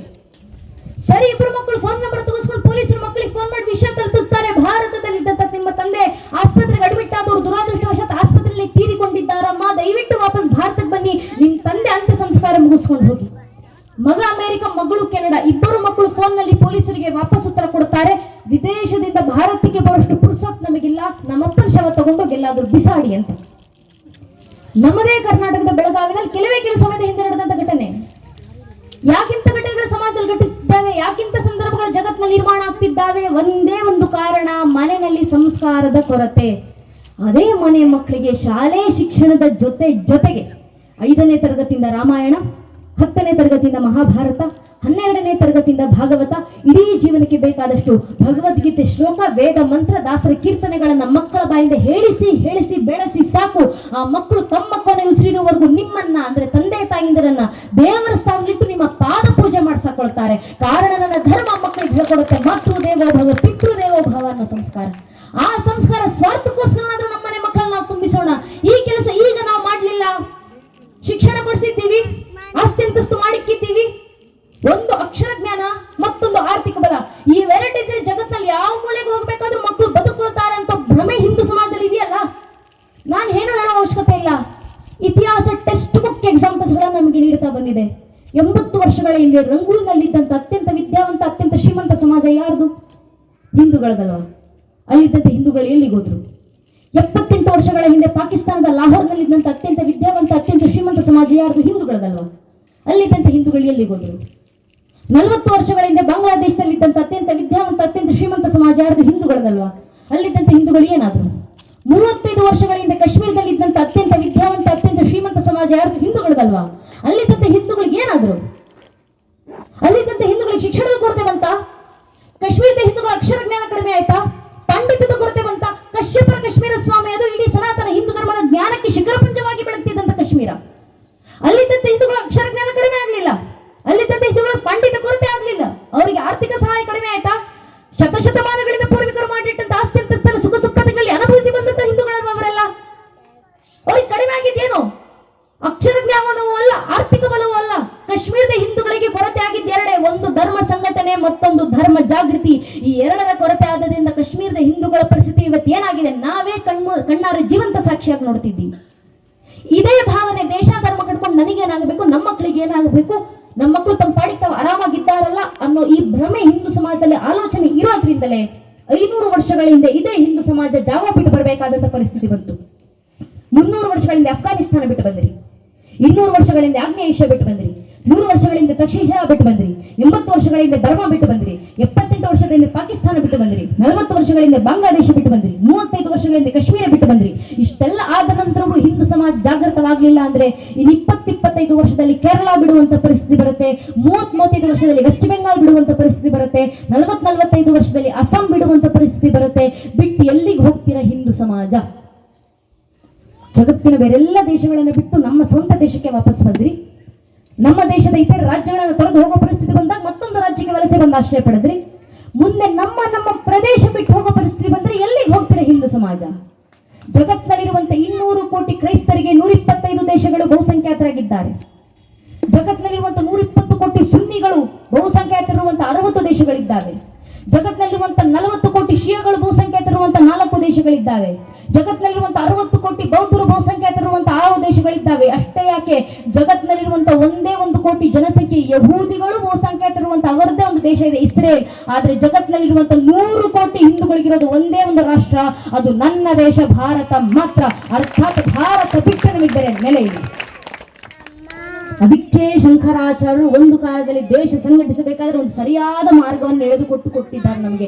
4 ದಿಕ್ಕುಗಳ ಆರ್ನಾಯ ಪೀಠಗಳ ರಚನೆಯನ್ನು ಮಾಡಿ 4 ದಿಕ್ಕುಗಳನ್ನು ಹಿಂದೂ ಸಮಾಜವನ್ನು ಸಂಘಟಿಸಿ ಇದೊಂದು ಅದ್ವೈತ ಸಿದ್ಧಾಂತದ ಮೇಲೆ ಇಡೀ ಹಿಂದೂ ಸಮಾಜ ಸ್ಥಾಪನೆಯಾಗಿ ಅದರ ರಚನೆಯನ್ನ ಇಡೀ ಸಂಘಟನೆಯನ್ನ ಶಂಕರಾಚಾರ್ಯರು ಮಾಡಿಕೊಟ್ಟು ಹೋಗಿದ್ದಾರೆ. ಅದನ್ನ ನಾವು ಪಾಲಿಸಿಕೊಂಡು ಹೋಗುವಂತ ಕೆಲಸ ಮಾಡಿದ್ರೆ ಸಾಕು, ಮತ್ತೇನು ಮಾಡುವ ಅವಶ್ಯಕತೆ ಇಲ್ಲ. ಧರ್ಮ ಜಾಗೃತಿ ಆಗಬೇಕು. ಈಗಾಗಲೇ ಪೂರ್ವಿಕರು ಹಾಕಿಕೊಂಡು ಹೋಗಿರುವಂತಹ ತಳಹದಿಯನ್ನ ಭದ್ರಗೊಳಿಸಿ ಅದರ ಮೇಲೆ ನಮ್ಮ ಧರ್ಮ ಜಾಗೃತಿಯ ಪತಾಕೆಯನ್ನು ಹಾರಿಸೋದಷ್ಟೇ ನಮ್ಮ ಜವಾಬ್ದಾರಿ. ಈಗ ಧರ್ಮ ಸಂಘಟನೆ, ಧರ್ಮ ಜಾಗೃತಿ, ಧರ್ಮ ರಕ್ಷಣೆ ಆಗಬೇಕಂದ್ರೆ ಇನ್ಯಾರದ್ದು ವಿರುದ್ಧ ಕತ್ತಿಡುವಾಗ ಹೋರಾಟ ಮಾಡುವಂತ ಅವಶ್ಯಕತೆ ನಮಗೆ ಇಲ್ಲವೇ ಇಲ್ಲ. ನಮ್ಮ ಮನೆಗಳಲ್ಲಿ ನಾವು ಜಾಗೃತಿ. ನಾನು ಹೇಳ್ತಿರುವಂತ ಮಾತಲ್ಲ, ಸ್ವತಂತ್ರ ವೀರ ವಿನಾಯಕ ದಾಮೋದರ ವೀರ ಸಾವರ್ಕರ್ ಅವರು ಹೇಳಿದಂತ ಮಾತು.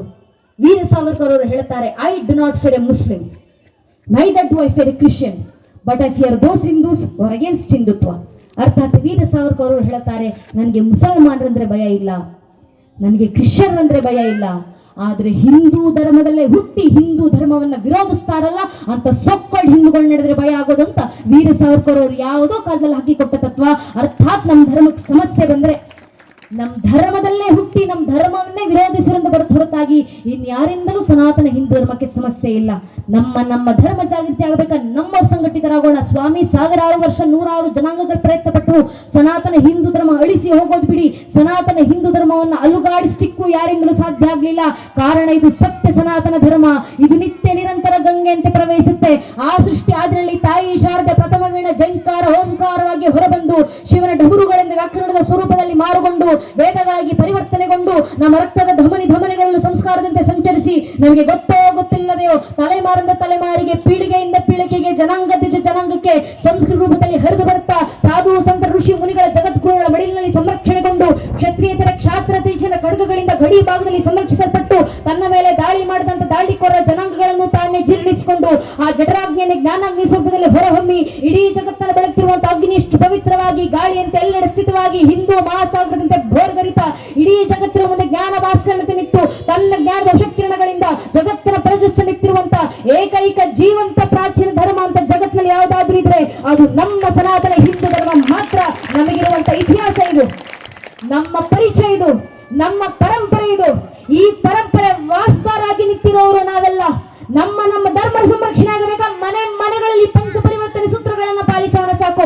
ಆದ್ರೆ ನಮ್ಮಲ್ಲೇ ಹಿಂದೂ ಪೋಷಕರಲ್ಲಿ ಹಿಂದೂಗಳಲ್ಲಿ ಪ್ರಶ್ನೆ, ಈ ಪಂಚ ಪರಿವರ್ತನೆ ಸೂತ್ರಗಳನ್ನ ಪಾಲಿಸಿದ ಕೂಡಲೇ ಧರ್ಮ ಜಾಗೃತಿ ಆಗ್ಬಿಡುತ್ತಾ, ದೇಶ ಜಾಗೃತಿ ಆಗ್ಬಿಡುತ್ತಾ? ಖಂಡಿತವಾಗಲೂ ಆಗುತ್ತೆ. 100 ವರ್ಷಗಳ ಹಿಂದೆ ಇದೇ ಸಂಘಟನೆ ನಿಂತ್ಕೊಂಡು 100 ವರ್ಷಗಳಲ್ಲಿ ಕಾನೂನಿನ ಅಡಿನಲ್ಲಿ ಅಯೋಧ್ಯೆ ರಾಮ ಜನ್ಮಭೂಮಿನಲ್ಲಿ ರಾಮ ಮಂದಿರ ಪುನಃ ಪ್ರತಿಷ್ಠಾಪನೆ ಮಾಡ್ತೀವಿ ಅಂತ ಹೇಳಿದಾಗ ನಮ್ಮನ್ನು ಯಾರೂ ನಂಬಿರಲಿಲ್ಲ. 100 ವರ್ಷಗಳ ಹಿಂದೆ ಇದೇ ಸಂಘಟನೆ ನಿಂತ್ಕೊಂಡು ಮನೆಗಳಿಗೆ ಧರ್ಮನಿಷ್ಠತೆ ದೇಶ ಜಾಗೃತಿ ಕಲ್ಪಿಸ್ತೀವಿ ಅಂತ ಹೇಳಿದಾಗ ನಮ್ಮನ್ನು ಯಾರೂ ನಂಬಿರಲಿಲ್ಲ. 78 ವರ್ಷಗಳ ಹಿಂದೆ ಇದೇ ಸಂಘಟನೆ ನಿಂತ್ಕೊಂಡು ಏಕ ದೇಶ ಮೇ ಧ್ವಜ ನೈ ಚಲೆಂಗೆ, ಸಂಪೂರ್ಣ ಕಾಶ್ಮೀರವನ್ನು ಭಾರತದೊಳಗೆ ಕಾನೂನಿನಲ್ಲಿ ವಾಪಸ್ ಸ್ವೀಕರಿಸ್ತೀವಿ ಅಂತ ಹೇಳಿದಾಗ ನಮ್ಮನ್ನು ಯಾರೂ ನಂಬಿರಲಿಲ್ಲ. ಆದ್ರೆ 100 ವರ್ಷಗಳಲ್ಲಿ ಸಂಘ ಕೊಟ್ಟಂತ ಅಷ್ಟು ಗುರಿಗಳನ್ನ ಸಂಘ ಸಾಧಿಸಿ ನಿಂತಿದೆ. 100 ವರ್ಷಗಳಲ್ಲಿ ನಾವು ತೋರಿದಂತ ಅಷ್ಟು ಮಾರ್ಗಗಳನ್ನ ಸಾಧಿಸಿ ನಿಂತಿದ್ದೀವಿ. ಯಾಕೆ ಅಂದ್ರೆ ನನ್ನ ಮಾತಲ್ಲ, ಸ್ವತಃ ಖುದ್ದು ಗುರೂಜಿಯವರು ಗೋಲ್ವಾಲ್ಕರ್ಜಿಯವರು ತಮ್ಮ ಗ್ರಂಥ ಬಂಚ್ ಆಫ್ ಥಾಟ್ಸ್ ಎಂಬ ಕೃತಿನಲ್ಲಿ ಬರೆದಿರುವಂತ ಮಾತು, ಸಂಘ ಯಾವತ್ತಿದ್ರೂ 100 ವರ್ಷ ಮುಂಚಿತವಾಗಿ ಆಲೋಚನೆ ನಡೆಯುವಂತ ಸಂಘಟನೆ ನಮ್ಮದು. 100 ವರ್ಷದ ನಂತರ ದೇಶಕ್ಕೆ ಯಾವ ಗುರಿ ಬೇಕೋ ಆ ಗುರಿಯ ಸಾಧನೆಗೆ ಈಗಾಗಲೇ ಮಾರ್ಗದರ್ಶನ ನಾವು ಹಾಕಿಕೊಟ್ಟಾಯ್ತು. ಆ ಧರ್ಮನಿಷ್ಠತೆ ದೇಶ ಜಾಗೃತಿಯ ಹಾದಿಯಲ್ಲಿ ನಡೆದು ನೋಡಿ ಸಾಕು, ಎಲ್ಲ ಗುರಿಗಳು ಸಾಧನೆ ಆಗ್ತಾವೆ ಅಂತ ಗುರೂಜಿಯವರೇ ತಮ್ಮ ಕೃತಿನಲ್ಲಿ ಬರೆದಿರುವಂತ ಮಾತು. ಅದೇ ಕೆಲಸವನ್ನ ಸಂಘಟನೆ 100 ವರ್ಷ ಮಾಡ್ತಾ ಬಂದಿರೋದು. ಆದ್ರೆ ನಮಗೆ ಪ್ರಶ್ನೆ ಮಾಡ್ತಾರೆ, ಸಂಘ 100 ವರ್ಷ ದೇಶಕ್ಕೆ ಏನ್ ಕೊಡುಗೆ ಕೊಟ್ಟಿದೆ, ಏನ್ ಮಾಡಿದೆ RSS ದೇಶಕ್ಕೋಸ್ಕರ, ಏನ್ ಸೇವೆ ನೀಡಿದೆ, ನಮಗೆ ಪ್ರಶ್ನೆ ಮಾಡ್ತಾರೆ. ಸ್ವದೇಶಿ ಜಾಗರಣ ಮಂಚನ ಸ್ಥಾಪನೆ ಮಾಡಿದ RSS, ಏಕಲಾ ವಿದ್ಯಾಲಯ ಮೂವ್ಮೆಂಟ್ ಸ್ಥಾಪನೆ ಮಾಡಿದ RSS, ವನವಾಸಿ ಕಲ್ಯಾಣಾಶ್ರಮವನ್ನು ಸ್ಥಾಪನೆ ಮಾಡಿದ RSS, ರಾಷ್ಟ್ರೀಯ ಸೇವಿಕಾ ಸಮಿತಿಯನ್ನು ಸ್ಥಾಪನೆ ಮಾಡಿದ RSS, ವಿಶ್ವ ಹಿಂದೂ ಪರಿಷತ್ತನ್ನು ಸ್ಥಾಪನೆ ಮಾಡಿದ RSS, ಬಜರಂಗ ದಳವನ್ನು ಸ್ಥಾಪನೆ ಮಾಡಿದ RSS, ಮಾತೃಶಕ್ತಿ ಸ್ಥಾಪನೆ ಮಾಡಿದ RSS, ಮಾತೃ ಜಾಗರಣ ಸ್ಥಾಪನೆ ಮಾಡಿದ RSS, ನ್ಯಾಯ ಜಾಗರಣವನ್ನು ಸ್ಥಾಪನೆ ಮಾಡಿದ RSS, ದುರ್ಗಾವಾಹಿನಿಯನ್ನು ಸ್ಥಾಪನೆ ಮಾಡಿದ RSS, ಹಿಂದೂ ಜಾಗರಣ ವೇದಿಕೆಯನ್ನು ಸ್ಥಾಪನೆ ಮಾಡಿದ RSS, ಅಖಿಲ ಭಾರತೀಯ ವಿದ್ಯಾರ್ಥಿ ಪರಿಷತ್ತನ್ನು ಸ್ಥಾಪನೆ ಮಾಡಿದ RSS, ಭಾರತೀಯ ಮಜ್ದೂರ್ ಸಂಘವನ್ನು ಸ್ಥಾಪನೆ ಮಾಡಿದ RSS, ಭಾರತೀಯ ಕುಷ್ಠ ನಿವಾರಣಾ ಸಂಘವನ್ನು ಸ್ಥಾಪನೆ ಮಾಡಿದ RSS, ಬಾಲಗೋಕುಲಗಳನ್ನು ಸ್ಥಾಪನೆ ಮಾಡಿದ RSS, ಸಂಸ್ಕೃತ ಭಾರತಿಯನ್ನು ಸ್ಥಾಪನೆ ಮಾಡಿದ RSS, ಅಖಿಲ ಭಾರತೀಯ ಇತಿಹಾಸ ಸಂಕಲನ ಯೋಜನೆಯನ್ನು ಸ್ಥಾಪನೆ ಮಾಡಿದ RSS, ಸಂಸ್ಕಾರ ಭಾರತಿಯನ್ನು ಸ್ಥಾಪನೆ ಮಾಡಿದ RSS, ಸೇವಾ ಭಾರತಿ ಸ್ಥಾಪನೆ ಮಾಡಿದ RSS, ಸೇವಾ ಸಾಗರ ಸ್ಥಾಪನೆ ಮಾಡಿದ RSS, ಜಂದಾರ ಸೇವಾ ಸಂಸ್ಥಾನವನ್ನು ಸ್ಥಾಪನೆ ಮಾಡಿದ RSS, ಸುಪೋಷಿತ ಭಾರತವನ್ನು ಸ್ಥಾಪನೆ ಮಾಡಿದ RSS, ಅಖಿಲ ಭಾರತೀಯ ಜನಜಾತಿ ಸಂಸ್ಕೃತಿ ಮಂಚನ ಸ್ಥಾಪನೆ ಮಾಡಿದ RSS, ಗೋವಿಜ್ಞಾನ ಅನುಸಂಧಾನ ಕೇಂದ್ರವನ್ನು ಸ್ಥಾಪನೆ ಮಾಡಿದ RSS, ಸ್ವಾಮಿ ವಿವೇಕಾನಂದ ಅನುಸಂಧಾನ ಸಂಸ್ಥಾನವನ್ನು ಸ್ಥಾಪನೆ ಮಾಡಿದ್ದು RSS, ಬಡ್ಕಿ ವಿಮುಕ್ತ ಸಮಾಜ ಪರಿಷತ್ತನ್ನು ಸ್ಥಾಪನೆ ಮಾಡಿದ RSS, ಕೋರ್ತಿ ಅಂತರ್ತ ಮುಕ್ತ ಭಾರತವನ್ನು ಸ್ಥಾಪನೆ ಮಾಡಿದ RSS, ಕೋಕ್ಲಿಯರ್ ಟ್ರಾನ್ಸ್ಪೋರ್ಟ್ ಹಾಸ್ಪಿಟಲ್ ಪ್ರಾಜೆಕ್ಟ್ ಅನ್ನು ಪುಣೆಯಲ್ಲಿ ಸ್ಥಾಪನೆ ಮಾಡಿದ RSS, ವೃಕ್ಷ ರಕ್ಷಾ ಆಂದೋಲನ ಸ್ಥಾಪನೆ ಮಾಡಿದ RSS, ಉದಯ ಗ್ರಾಮವನ್ನು ಸ್ಥಾಪನೆ ಮಾಡಿದ RSS, ಪ್ರಭಾತ ಗ್ರಾಮವನ್ನು ಸ್ಥಾಪನೆ ಮಾಡಿದ RSS, ಸ್ವಾವಲಂಬನೆ ವಿಚಾರಕ್ಕೆ ಬಂದಾಗ 8198 ಕಾರ್ಯಗಳ ಮೂಲಕ ದೇಶದಾದ್ಯಂತ ಕೆಲಸ ಮಾಡ್ತಿರೋದು RSS, ಆರೋಗ್ಯ ಕ್ಷೇತ್ರಕ್ಕೆ ಬಂದಾಗ 12598 ಕಾರ್ಯಗಳ ಮೂಲಕ ದೇಶದಾದ್ಯಂತ ಕೆಲಸ ಮಾಡ್ತಿರೋದು RSS, ಸಮಾಜ ಸೇವೆ ವಿಚಾರಕ್ಕೆ ಬಂದಾಗ 15522 ಕಾರ್ಯಗಳ ಮೂಲಕ ದೇಶದಾದ್ಯಂತ ಕೆಲಸ ಮಾಡ್ತಿರೋದು RSS, ಶೈಕ್ಷಣಿಕ ಕ್ಷೇತ್ರಕ್ಕೆ ಬಂದಾಗ 93332 ಕಾರ್ಯಗಳ ಮೂಲಕ ದೇಶದಾದ್ಯಂತ ಕೆಲಸ ಮಾಡ್ತಿರೋದು RSS, ಇಡೀ ಭಾರತ ದೇಶದಾದ್ಯಂತ 13,000 ಫಾರ್ಮಲ್ ಶಾಲೆಗಳು, 10,000 ಇನ್ಫಾರ್ಮಲ್ ಶಾಲೆಗಳ ಮೂಲಕ 30 ಲಕ್ಷ ವಿದ್ಯಾರ್ಥಿಗಳಿಗೆ ಶಿಕ್ಷಣ ನೀಡುತ್ತಿರುವಂತಹ ಭಾರತದ ಅತಿ ದೊಡ್ಡ ಶಿಕ್ಷಣ ಸಂಸ್ಥೆ ವಿದ್ಯಾಭಾರತಿ ಸ್ಥಾಪನೆ ಮಾಡಿದ ನಮ್ಮ ರಾಷ್ಟ್ರೀಯ ಸ್ವಯಂ ಸೇವಕ ಸಂಘ 100 ವರ್ಷ ನಮ್ಮ ದೇಶ ಕೊಡ್ತಾ ಬಂದಿರುವಂತಹ ಕೊಡುಗೆ ಇದು. ಇದನ್ನ ಮೀರಿದ ಕೆಲಸ ಸಂಘಟನೆ ಕಾರ್ಯಕರ್ತರು ದೇಶಕ್ಕೆ ಸೇವೆ ಸಲ್ಲಿಸ್ತಾ ಬಂದಿದ್ದೀವಿ. ಆದ್ರೆ ನಾವು ಯಾವತ್ತಿಗೂ ವೇಳಾಪಟ್ಟಿ ಬಿಡುಗಡೆ ಮಾಡ್ಲಿಕ್ಕೆ ಹೋದವರಲ್ಲ. ಕಾರಣ, ನಾವು ಇವತ್ತಿಗೂ ಮಾಡ್ತಿರುವಂತ ಕೆಲಸ, ಹೇಳ್ತಿರುವಂತ ಮಾತು ಪ್ರಚಾರಕ್ಕಾಗಿ ಅಲ್ಲ, ಪ್ರೇರಣೆಗಾಗಿ ಮಾತ್ರ. ನೀವು ಪ್ರೇರೇಪಿತರಾಗಿ ನಿಮ್ಮ ಕೈಲಾಗುವಂತ ಕೆಲಸ ದೇಶ ಧರ್ಮದ ಜಾಗೃತಿಗೋಸ್ಕರ ಮಾಡಿ. ಇಷ್ಟೇ ನಮ್ಮ ಧ್ಯೇಯೋದ್ದೇಶ. ಈ ಮಾರ್ಗ ನಮಗೆ ಸುಲಭದಲ್ಲ, ನಮಗೆ ತಿಳಿದಿದೆ. ಧರ್ಮದ ಪ್ರಚಾರಕ್ಕಾಗಿ ನಮ್ಮ ಪೂರ್ವಿಕ, ನಮ್ಮ ಹಿರಿಯರು ಸಂಘಟನೆಯಲ್ಲಿ ನಿಂತು ಪೂರ್ಣಾವಧಿ ಕಾರ್ಯಕರ್ತರಾಗಿ ಸೇವೆ ಸಲ್ಲಿಸುತ್ತಿದ್ದಾರೆ. ನಮ್ಮ ಕಾರ್ಯಕರ್ತರು ತಮ್ಮ ವೈಯಕ್ತಿಕ ಕೆಲಸ ಬದಿಗಿಟ್ಟು ಬಂದು ಧರ್ಮಕ್ಕೋಸ್ಕರ ಕೆಲಸ ಮಾಡ್ತಿದ್ದಾರೆ. ಯಾರಿಗೋಸ್ಕರ ಮಾಡ್ತಿರುವಂತ ಕೆಲಸ ಇದು ಸುಲಭದ ಹಾದಿಯಲ್ಲ, ಖಂಡಿತವಾಗಲೂ ಅಲ್ಲ. 100 ವರ್ಷಗಳ ಕಾಲ ಭಗವಂತ ಜನ್ಮ ಗುರು ಅಂತ ಸ್ವೀಕರಿಸಿ ನಿಂತು ನಾವು ಮಾಡುವಂತ ಪ್ರಮಾಣ ಇದು. ಹೃದಂ ಶೈವಿಯತ್ ಕಂಠಕಾರ್ಕಿಣ ಮಾರ್ಗಂ ಸ್ವಯಂ ಸ್ವೀಕೃತಂ ನ ಸುಖಂ ಕಾರ್ಯೇ. ನಮಗೆ ಗೊತ್ತು ಸ್ವಾಮಿ, ಸುಲಭದ ಹಾದಿಯಲ್ಲ, ಕಷ್ಟ ನಷ್ಟಗಳಿಂದಲೇ ತುಂಬಿರುವಂತ ಹಾದಿ ಧರ್ಮ ದೇಶದ ಕಾರ್ಯದ ಹಾದಿ. ಆ ಇತಿಹಾಸ ದೃಷ್ಟಿನಲ್ಲಿ ಸ್ಪಷ್ಟವಾಗಿ ಅಧ್ಯಯನ ಮಾಡಿದ ನಂತರ ಈ ಹಾದಿನ ನಾವು ಸ್ವೀಕರಿಸಿದ್ದೀವಿ. ಯಾಕೆ? ಒಂದು ಕನಸಿನ ಸಾಕಾರ. ಸಂಘ ಪ್ರಾರ್ಥನೆ ಕೊನೆ ಸಾಲುಗಳು, ಪರಂ ವೈಭವಂ ನೇತುಮೇತ ಸ್ವರಾಶ್ರಂ ಸಮರ್ಥ ಭಕ್ತಾಶಾತೆ ಭೃಶಂ. ತಾಯಿ ಭಾರತಿಯನ್ನ ತನ್ನ ಪರಮ ವೈಭವದ ಅತ್ಯುನ್ನತ ಶಿಖರಕ್ಕೇರಿಸಿ ಕಣ್ತುಂಬಿಸಿಕೊಳ್ಳೋದೆ ನಮ್ಮೆಲ್ಲರ ಅಂತಿಮ ಕನಸು. ಆ ಒಂದು ಅಂತಿಮ ಕನಸಿನ ಸಾಕಾರಕ್ಕೋಸ್ಕರ ದುಡಿತಿರುವಂತ ಕಾರ್ಯ ಇದು. ಆ ಒಂದು ಅಂತಿಮ ಕನಸಿನ ಸಾಕಾರ, ಆ ಸಾಕಾರಕ್ಕೋಸ್ಕರ, ಆ ಕಾರ್ಯದ ಸಮರ್ಪಣೆಗೋಸ್ಕರ ನಮ್ಮ ಕೈಲಾಗುವಂತ ಸೇವೆ ದೇಶಕ್ಕೆ ಸಲ್ಲಿಸೋಣ. ಪರಶುರಾಮರು ಕೊಟ್ಟಿರುವಂತ ಕಾರ್ಯದ ಹಾದಿ. ಅಗ್ರಸ್ಥೋ ಚತುರೋ ವೇದ ಪೃಷ್ಠತಂ ಶಶರಂ ಧನು ಇದಂ ಬ್ರಹ್ಮಮಿದಂ ಕ್ಷಾತ್ರಂ ಶಪಾದಪಿ ಶರಾದಪಿ. ಮಸ್ತಕದಲ್ಲಿ ಚತುರ್ವೇದಗಳ ಜ್ಞಾನಗಳು ತುಂಬಿದ್ದಾವೆ, ಬೆನ್ನಿನಲ್ಲಿ ಬಾಣಗಳ ಬತ್ತಳಿಕೆಗಳು ತುಂಬಿದ್ದಾವೆ. ವೈಚಾರಿಕವಾಗಿ ಯುದ್ಧ ಮಾಡ್ಲಿಕ್ಕೆ ಬರ್ತೀರಾ, ಬನ್ನಿ ಬ್ರಹ್ಮ ತೇಜಸ್ಸಿನಿಂದ ಎದುರಿಸ್ತೀವಿ. ನೇರ ನಿಂತು ಯುದ್ಧ ಮಾಡ್ಲಿಕ್ಕೆ ಬರ್ತೀರಾ, ಬನ್ನಿ ಕ್ಷಾತ್ರ ತೇಜಸ್ಸಿನಿಂದ ಎದುರಿಸ್ತೀವಿ. ಶಾಪಾದಪಿ ಶರಾದಪಿ. ಯಾವ ರೀತಿ ಬಂದರೂ ರಾಷ್ಟ್ರ ಪರಂಪರೆ ರಕ್ಷಣೆಗೆ ನಾವು ಸಿದ್ಧರಾಗಿರೋಣ. ಈ ಮಾತನ್ನು ಜೀವಂತ ಸಾಕ್ಷಿಗೊಳಿಸೋದು ನಮ್ಮ ಜವಾಬ್ದಾರಿ. ನಮ್ಮ ಮೇಲಾಗುವಂತ ದಾಳಿ ವೈಚಾರಿಕ ದಾಳಿ, ನಮ್ಮ ಮೇಲಾಗುತ್ತೋ ಇಲ್ವೋ ಗೊತ್ತಿಲ್ಲ, ನಮ್ಮ ಮನೆ ಮಕ್ಕಳ ಮೇಲಾಗುತ್ತೆ. ಇವತ್ತು ಧಾರ್ಮಿಕ ಸಭೆ ಆಯೋಜನೆ ಮಾಡಿದ್ದೀವಿ, ಹಿಂದೂ ಸಮಾಜೋತ್ಸವದ ಕಾರ್ಯಕ್ರಮ ನಡೀತಿದೆ. ಯಾರಿಗೋಸ್ಕರ ಮಾಡ್ತಿರುವಂತ ಕಾರ್ಯಕ್ರಮ ಇದು? ನನಗೋಸ್ಕರವಲ್ಲ, ನಿಮಗೋಸ್ಕರವಲ್ಲ, ನಿಮ್ಮ ಜೊತೆಗೆ ಕರ್ಕೊಂಡು ಬಂದು ಕೂರಿಸಿದ್ದೀರಲ್ಲ 6 ವರ್ಷದ ಪುಟ್ಟ ಮಕ್ಕಳು, ಆ ಮಕ್ಕಳಿಗೋಸ್ಕರ ಮಾಡ್ತಿರುವಂತ ಕಾರ್ಯಕ್ರಮ ಇದು. ಆ ತಲೆಮಾರಿಗೋಸ್ಕರ ಮಾಡ್ತಿರುವಂತ ಧರ್ಮದ ಕೆಲಸ ಇದು. ಆ ಪೀಳಿಗೆಗೋಸ್ಕರ ನಡೆಸ್ತಿರುವಂತ ಧರ್ಮದ ಕಾರ್ಯ ಇದು. ಆ ತಲೆಮಾರು ಜಾಗೃತವಾಗಬೇಕು, ಆ ಪೀಳಿಗೆವರೆಗೂ ಧರ್ಮ ಜಾಗೃತಿ ಹಸ್ತಾಂತರಿಸಿ ಹೋಗ್ಬೇಕು ನಾವು ಅಂತ. ವೈಚಾರಿಕ ದಾಳಿ ಆದ್ರೆ ಆಗೋದು ಆ ವಯಸ್ಸಿನ ಮಕ್ಕಳ ಮೇಲೆ. ಯಾವ ಮಟ್ಟದ ವೈಚಾರಿಕ ದಾಳಿ ಆಗುತ್ತೆ ಅಂದ್ರೆ, ನಮ್ಮ ಬೆಂಗಳೂರಂತ ನಗರಗಳಲ್ಲಿ ನನ್ನ ತಂದೆ ಹೇಳಿದಂತ ಅವರ ಅನುಭವದ ಮಾತು. ನಮ್ಮಪ್ಪ ಬೆಂಗಳೂರಿನಲ್ಲಿ ಆಟೋ ಚಾಲಕರು, ರಿಕ್ಷಾ ಡ್ರೈವರ್. ನಮ್ಮಪ್ಪ ಇವತ್ತಿಗೂ ಬೆಂಗಳೂರಿನಲ್ಲಿ ವೃತ್ತಿಯಿಂದ ಆಟೋ ಓಡಿಸ್ತಾರೆ. ನಮ್ಮಪ್ಪ ನನಗೆ ಹೇಳಿದಂತ ಅವರ ಅನುಭವದ ಮಾತು. ಬೆಂಗಳೂರಿನಲ್ಲಿ ಕಾಲೇಜ್ಗೆ ಹೋಗುವಂತ ಮಕ್ಕಳು ಹಣೆಗೆ ಕುಂಕುಮ ಹಚ್ಕೊಂಡು ಆಟೋ ಹತ್ತುತ್ತಾರೆ. ಆಟೋ ಇಳಿದು ಕಾಲೇಜ್ ಒಳಗೆ ಹೋಗೋಕ್ಕೂ ಮುಂಚೆ ಹಣೆನಲ್ಲಿರುವಂತ ಕುಂಕುಮ ಅಳಿಸ್ಕೊಂಡು ಆನಂತರ ಕಾಲೇಜ್ ಕ್ಯಾಂಪಸ್ ಒಳಗೆ ಕಾಲಿಡುತ್ತಾರೆ. ಯಾಕೆ? ನಮ್ಮದೇ ಮನೆ ಹಿಂದೂ ಮಕ್ಕಳಲ್ವಾ? ನಮ್ಮನೆ ಹಿಂದೂ ಮಕ್ಕಳಿಗೆ ಹಣೆ ಮೇಲೆ ಧಾರ್ಮಿಕ ಸಂಕೇತ ಧರಿಸಿ ಓಡಾಡ್ಲಿಕ್ಕೆ ಇವತ್ತು ಕೀಳಿರಿಮೆ. ನಮ್ಮ ಮನೆ ಮಕ್ಕಳಿಗೆ ನಾನೊಬ್ಬ ಹಿಂದೂ ಅಂತ ಜಗತ್ತಿನ ಮುಂದೆ ಸಾರಿ ಸಾರಿ ಹೇಳ್ಕೊಳ್ಳಿಕ್ಕೆ ಇನ್ಫಿರಾರಿಟಿ ಕಾಂಪ್ಲೆಕ್ಸ್. ಯಾಕಂದ್ರೆ ಆ ಮಕ್ಕಳ ಮೇಲೆ ವೈಚಾರಿಕ ದಾಳಿ ಆಗುತ್ತೆ. ತಪ್ಪು ನಮ್ಮ ಮನೆ ಮಕ್ಕಳದಲ್ಲವೇ ಅಲ್ಲ. ಏನಕ್ಕೆ ಹಣೆ ಕುಂಕುಮ ಇಟ್ಕೊಳ್ಬೇಕು ಅಂತ ಹೇಳ್ಕೊಡದೇ ಇರುವಂತ ಮನೆ ಪೋಷಕರ ತಪ್ಪು, ಮನೆ ಹಿರಿಯರ ತಪ್ಪು. ನಮ್ಮನೆ ಮಕ್ಕಳಿಗೆ, ವಿಶೇಷತೆ ಹೆಣ್ಣು ಮಕ್ಕಳಿಗೆ ಹೇಳ್ಕೊಡ್ಬೇಕು ಏನಕ್ಕಮ್ಮ ಹಣೆ ಕುಂಕುಮ. ಕಾಟಾಚಾರಕ್ಕಲ್ಲ. ಮಾರ್ಕಂಡ ಋಷಿಮುನಿಗಳು ದೇವಿ ಭಾಗವತದಲ್ಲಿ ಬರೀತಾರೆ, ಶುಂಭ ಎಂಬ ಇಬ್ಬರು ರಾಕ್ಷಸರು ತಾಯಿ ಜಗನ್ಮಾತೆಯ ಕೆಟ್ಟ ದೃಷ್ಟಿಯಿಂದ ನೋಡಿದಾಗ ತಾಯಿ ಜಗನ್ಮಾತೆ ಖುದ್ದು ಕ್ರೋಧಿತರಾಗಿ ಶಾಂಭವಿ ಅವತಾರನ ತಾಳಿ ನಿಂತು ಶುಂಭರ ಸಂಹಾರವನ್ನ ಮಾಡಿ ಆ ರಾಕ್ಷಸ ರಕ್ತವನ್ನು ತೆಗೆದುಕೊಂಡು ತಾಯಿ ಜಗನ್ಮಾತೆ ತನ್ನ ಹಣೆಗೆ ಹಚ್ಕೊಂಡ್ರಂತೆ. ಅದರ ಸಂಕೇತವಾಗಿ ನಮ್ಮನೆ ಹೆಣ್ಮಕ್ಳು ಇವತ್ತಿಗೂ ಹಣೆ ಕುಂಕುಮ ಇಡ್ತಾರೆ. ಯಾಕೆ? ಎದುರಿಗೆ ಬರುವಂತ ಪುರುಷರಿಗೆ ಎಚ್ಚರಿಕೆಯನ್ನ ನೀಡಲಿಕ್ಕೆ. ಒಂದು, ನಿನ್ನನ್ನ ತಾಯಿ ಸ್ಥಾನದಲ್ಲಿ ಜಗನ್ಮಾತೆ ಸ್ಥಾನದಲ್ಲಿಟ್ಟು ಆರಾಧಿಸು, ಗೌರವಿಸು. ಅಕಸ್ಮಾತ್ ಕೆಟ್ಟ ದೃಷ್ಟಿಯಿಂದ ನೋಡಿದ್ರೆ ಶುಂಭರಿಗೆ ಬಂದ ಪರಿಸ್ಥಿತಿ ನಿನಗೂ ಬರೋದು ಅಂತ ಎಚ್ಚರಿಕೆ ಗಂಟೆ ಕೊಟ್ಟು ಹಿಂದೂ ಮನೆ ಒಬ್ಬೊಬ್ಬ ಹಿಂದೂ ಹೆಣ್ಮಗಳು ಜೀವಂತ ಗುರುಗಿ ಅಂತ ಹಣೆಗೆ ಕುಂಕುಮ ಮಾಡಬೇಕಂತ ಹಿರಿಯರು ಹಾಕಿಕೊಟ್ಟದ ಪದ್ಧತಿ, ಪರಂಪರೆ. ಮನೆ ಹೆಣ್ಣು ಮಾತ್ರ ಅಲ್ಲ, ಹೆಣ್ಣು ಮಕ್ಕಳಾಗ್ಲಿ ಗಂಡು ಮಕ್ಕಳಾಗ್ಲಿ ಹಿಂದೂ ಧರ್ಮದಲ್ಲಿ ಹುಟ್ಟಿರುವಂತ ಪ್ರತಿಯೊಬ್ಬ ಹಿಂದೂ ಖಂಡಿತವಾಗಿ ಹಣೆಗೆ ಧಾರ್ಮಿಕ ಸಂಕೇತ ಧರಿಸಿರಲೇಬೇಕು. ಯಾಕಂದ್ರೆ ಅದು ನಮ್ಮ ಸ್ವಾಭಿಮಾನದ ಸಂಕೇತ. कविಗಳು ಹೇಳ್ತಾರಲ್ಲ, ये है देखो राजपूताना नल से तलवारों पे, इसने अपने जीवन का डब्बर जीत तीर कटारों पे, कूद पड़ी थी ये हजारों पद्मिनी अंगारों पे, इस मिट्टी का कण कण घेरा कुर्बानी की गाथा, इस मिट्टी से तिलक करो ये डरते हैं बलिदानों की.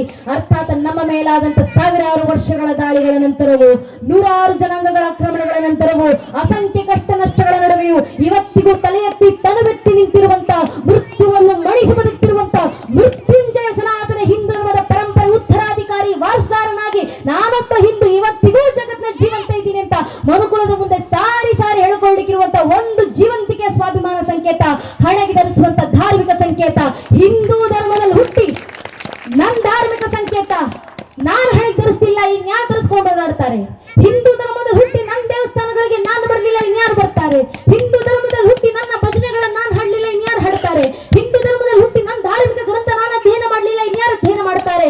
ಹಿಂದೂ ಧರ್ಮದಲ್ಲಿ ಹುಟ್ಟಿ ನನ್ನ ಪರಂಪರೆ ನಾನು ತಿಳ್ಕೊಳ್ಳಿಲ್ಲ, ಇನ್ಯಾರು ತಿಳ್ಕೊಳ್ತಾರೆ? ಹಿಂದೂ ಧರ್ಮದಲ್ಲಿ ಹುಟ್ಟಿ ನನ್ನ ಸಂಸ್ಕಾರ ನನ್ನ ಮನೆ ಮಕ್ಕಳಿಗೆ ನಾನು ಕೊಡ್ಲಿಲ್ಲ, ಇನ್ಯಾರು ಕೊಡ್ತಾರೆ? ಹಿಂದೂ ಧರ್ಮದಲ್ಲಿ ಹುಟ್ಟಿ ನನ್ನ ಸಂಸ್ಕೃತಿ ನಾನು ಬೆಳೆಸ್ತಿಲ್ಲ, ಇನ್ಯಾರು ಬೆಳೆಸ್ತಾರೆ? ಹಿಂದೂ ಧರ್ಮದಲ್ಲಿ ಹುಟ್ಟಿ ನನ್ನ ಪರಂಪರೆ ನಾನು ಪ್ರತಿಷ್ಠಾಪಿಸಲಿಲ್ಲ, ಇನ್ಯಾರು ಪ್ರತಿಷ್ಠಾಪನೆ ಮಾಡಿ ಹೋಗ್ತಾರೆ? ಹಿಂದೂ ಧರ್ಮದಲ್ಲಿ ಹುಟ್ಟಿ ನನ್ನ ಪರಂಪರೆ ನಾನು ಜೀವಂತ ಇಡ್ಲಿಲ್ಲ, ಇನ್ಯಾರು ಜೀವಂತ ಇಡ್ತಾರೆ? ಹಿಂದೂ ಧರ್ಮದಲ್ಲಿ ಹುಟ್ಟಿ ನನ್ನ ಧಾರ್ಮಿಕ ಸಭೆಗೆ ನಾನು ಬಂದು ಭಾಗವಹಿಸಲಿಲ್ಲ, ಇನ್ಯಾರು ಬಂದು ಭಾಗವಹಿಸ್ತಾರೆ? ಹಿಂದೂ ಧರ್ಮದಲ್ಲಿ ಹುಟ್ಟಿ ನನ್ನ ಧರ್ಮದ ಕಾರ್ಯಕ್ಕೆ ನಾನು ಶ್ರಮ ಹಾಕಲಿಲ್ಲ, ಇನ್ಯಾರು ಶ್ರಮ ಹಾಕ್ತಾರೆ? ಸ್ವಾಮಿ, ಹಿಂದೂ ಧರ್ಮದಲ್ಲಿ ಹಿತ್ತಾಗಿ ಹುಟ್ಟಿ ಹಿಂದೂ ಧರ್ಮ ರಕ್ಷಣೆಗೆ ನಾನು ನೀವುಗಳು ಮುಂದೆ ಬರ್ತಿಲ್ಲ, ಇನ್ಯಾರು ಮುಂದೆ ಬರ್ತಾರೆ? ಇನ್ಯಾರು ನಮ್ಮ ಪರಂಪರೆ ರಕ್ಷಣೆ ಮಾಡ್ತಾರೆ? ಇನ್ಯಾರು ನಮ್ಮ ಸಂಸ್ಕೃತಿಯನ್ನು ಉಳಿಸ್ತಾರೆ? ಹಿಂದೂ ಧರ್ಮದಲ್ಲಿ ಹುಟ್ಟಿ ನನ್ನ ಧರ್ಮದ ವಿರುದ್ಧವಾಗಿ ಪ್ರಶ್ನೆಗಳು ಎದ್ದಾಗ ಸಮರ್ಥವಾಗಿ ಉತ್ತರ ಕೊಡ್ಲಿಕ್ಕೆ ನಾನು ಸಮರ್ಥನಾಗ್ಲಿಲ್ಲ, ಇನ್ಯಾರು ಸಮರ್ಥರಾಗಿದ್ದು ನಿಲ್ತಾರೆ? ನಮ್ಮ ಪರಂಪರೆಯನ್ನು ಪ್ರಶ್ನೆ ಮಾಡ್ತಾರೆ, ನಮ್ಮ ಮಕ್ಕಳ ಮೇಲೆ ವೈಚಾರಿಕ ದಾಳಿಗಳಾಗ್ತವೆ. ನೀವು ಗಣೇಶನ ಪೂಜೆ ಮಾಡ್ತೀರಾ, ನಿಮ್ಮ ಗಣೇಶನಿಗೆ ಏನಕ್ಕೆ ಆನೆ ಮುಖ? ನೀವು ಹನುಮಂತನನ್ನ ಪೂಜಿಸ್ತೀರಾ, ಹನುಮಂತನಿಗೆ ಏನಕ್ಕೆ ಕಪಿ ಮುಖ? ಹನುಮಂತ ರಾಮ ಭಕ್ತ ಅಂತ ಹೇಳ್ತೀರಾ, ಶ್ರೀರಾಮಚಂದ್ರ ಇಲ್ಲಿ ಹುಟ್ಟಿದಳು ನಿಮ್ಮ ಹತ್ರ ಏನು ಸಾಕ್ಷಿ ಇದೆ? ಪ್ರಶ್ನೆ ಮಾಡ್ತಾರೆ. ದುರಾದೃಷ್ಟವಶಾತ್ ಪ್ರಶ್ನೆ ಮಾಡೋರು ಸಾಮಾನ್ಯರಲ್ಲ, ಕೋರ್ಟ್ ನಲ್ಲಿ ನಿಂತು ಕಪಿ ಸಿಗ್ಬಲ್ ಎಂಬ ವಕೀಲರು ಮಾಡುವಂತ ಪ್ರಶ್ನೆ. ಶ್ರೀರಾಮಚಂದ್ರ ಇಲ್ಲೇ ಹುಟ್ಟಿದೋಡೋದಕ್ಕೆ ರಾಮ ಜನ್ಮಭೂಮಿ ಪರ್ವ ಕೊಡ್ಲಿಕ್ಕೆ ನಿಮ್ಮ ಹತ್ರ ಏನು ಸಾಕ್ಷಿ ಇದೆ, ಏನ್ ಪುರಾವೆ ಇದೆ? A question was asked in the Supreme Court of India during the judgment of Shriram Janmabhoomi case. What gives us a guarantee that this same question might not come to our doorsteps in the future days?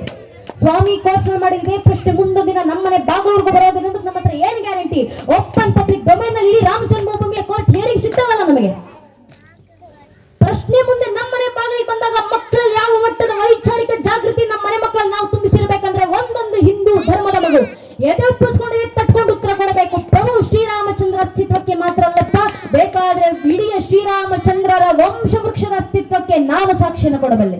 ನಮ್ಮ ಮಕ್ಕಳ ಬಾಯಿಂದ ಬರಬೇಕಾದಂತ ಉತ್ತರ ತಾಯಿ ಭಾರತೀಯ ಜಗನ್ಮಾತೆ ಭಗವಂತನ ಕೃಪಾಶೀರ್ವಾದಗಳಿಂದ ಮೊದಲಿಗೆ ಬಂದದ್ದು ಶ್ರೀಹರಿಯ ಮಗ ಬ್ರಹ್ಮನ ಮಗ ಮರೀಚಿ ಮಗ ಕಶ್ಯಪನ ಮಗ ಸೂರ್ಯನ ಮಗ ಮನುವಿನ ಮಗ ಇಕ್ಷ್ವಾಕುವಿನ ಮಗ ಕುಕ್ಷ ಮಗ ವಿಕುಕ್ಷ ಮಗ ಬಾಣನ ಮಗ ಅನರಾರಣ್ಯನ ಮಗ ಭೃದುವಿನ ಮಗ ತ್ರಿಶಂಕುವಿನ ಮಗ ದುಂಡುಮಾರನ ಮಗ ಮಾಂಧಾತನ ಮಗ ಸುಸಂಧಿಯ ಮಗ ಧ್ರುವಸಂಧಿಯ ಮಗ ಭರತನ ಮಗ ಅಶೀತನ ಮಗ ಸಗರನ ಮಗ ಅಸಮಂಜಸನ ಮಗ ಅಂಶುಮಂತನ ಮಗ ದಿಲೀಪನ ಮಗ ಭಗೀರಥನ ಮಗ ಕುಕುತ್ಸುವಿನ ಮಗ ರಘುವಿನ ಮಗ ಪ್ರಬುದ್ಧನ ಮಗ ಶಶಂಕುವಿನ ಮಗ ಸುದರ್ಶನ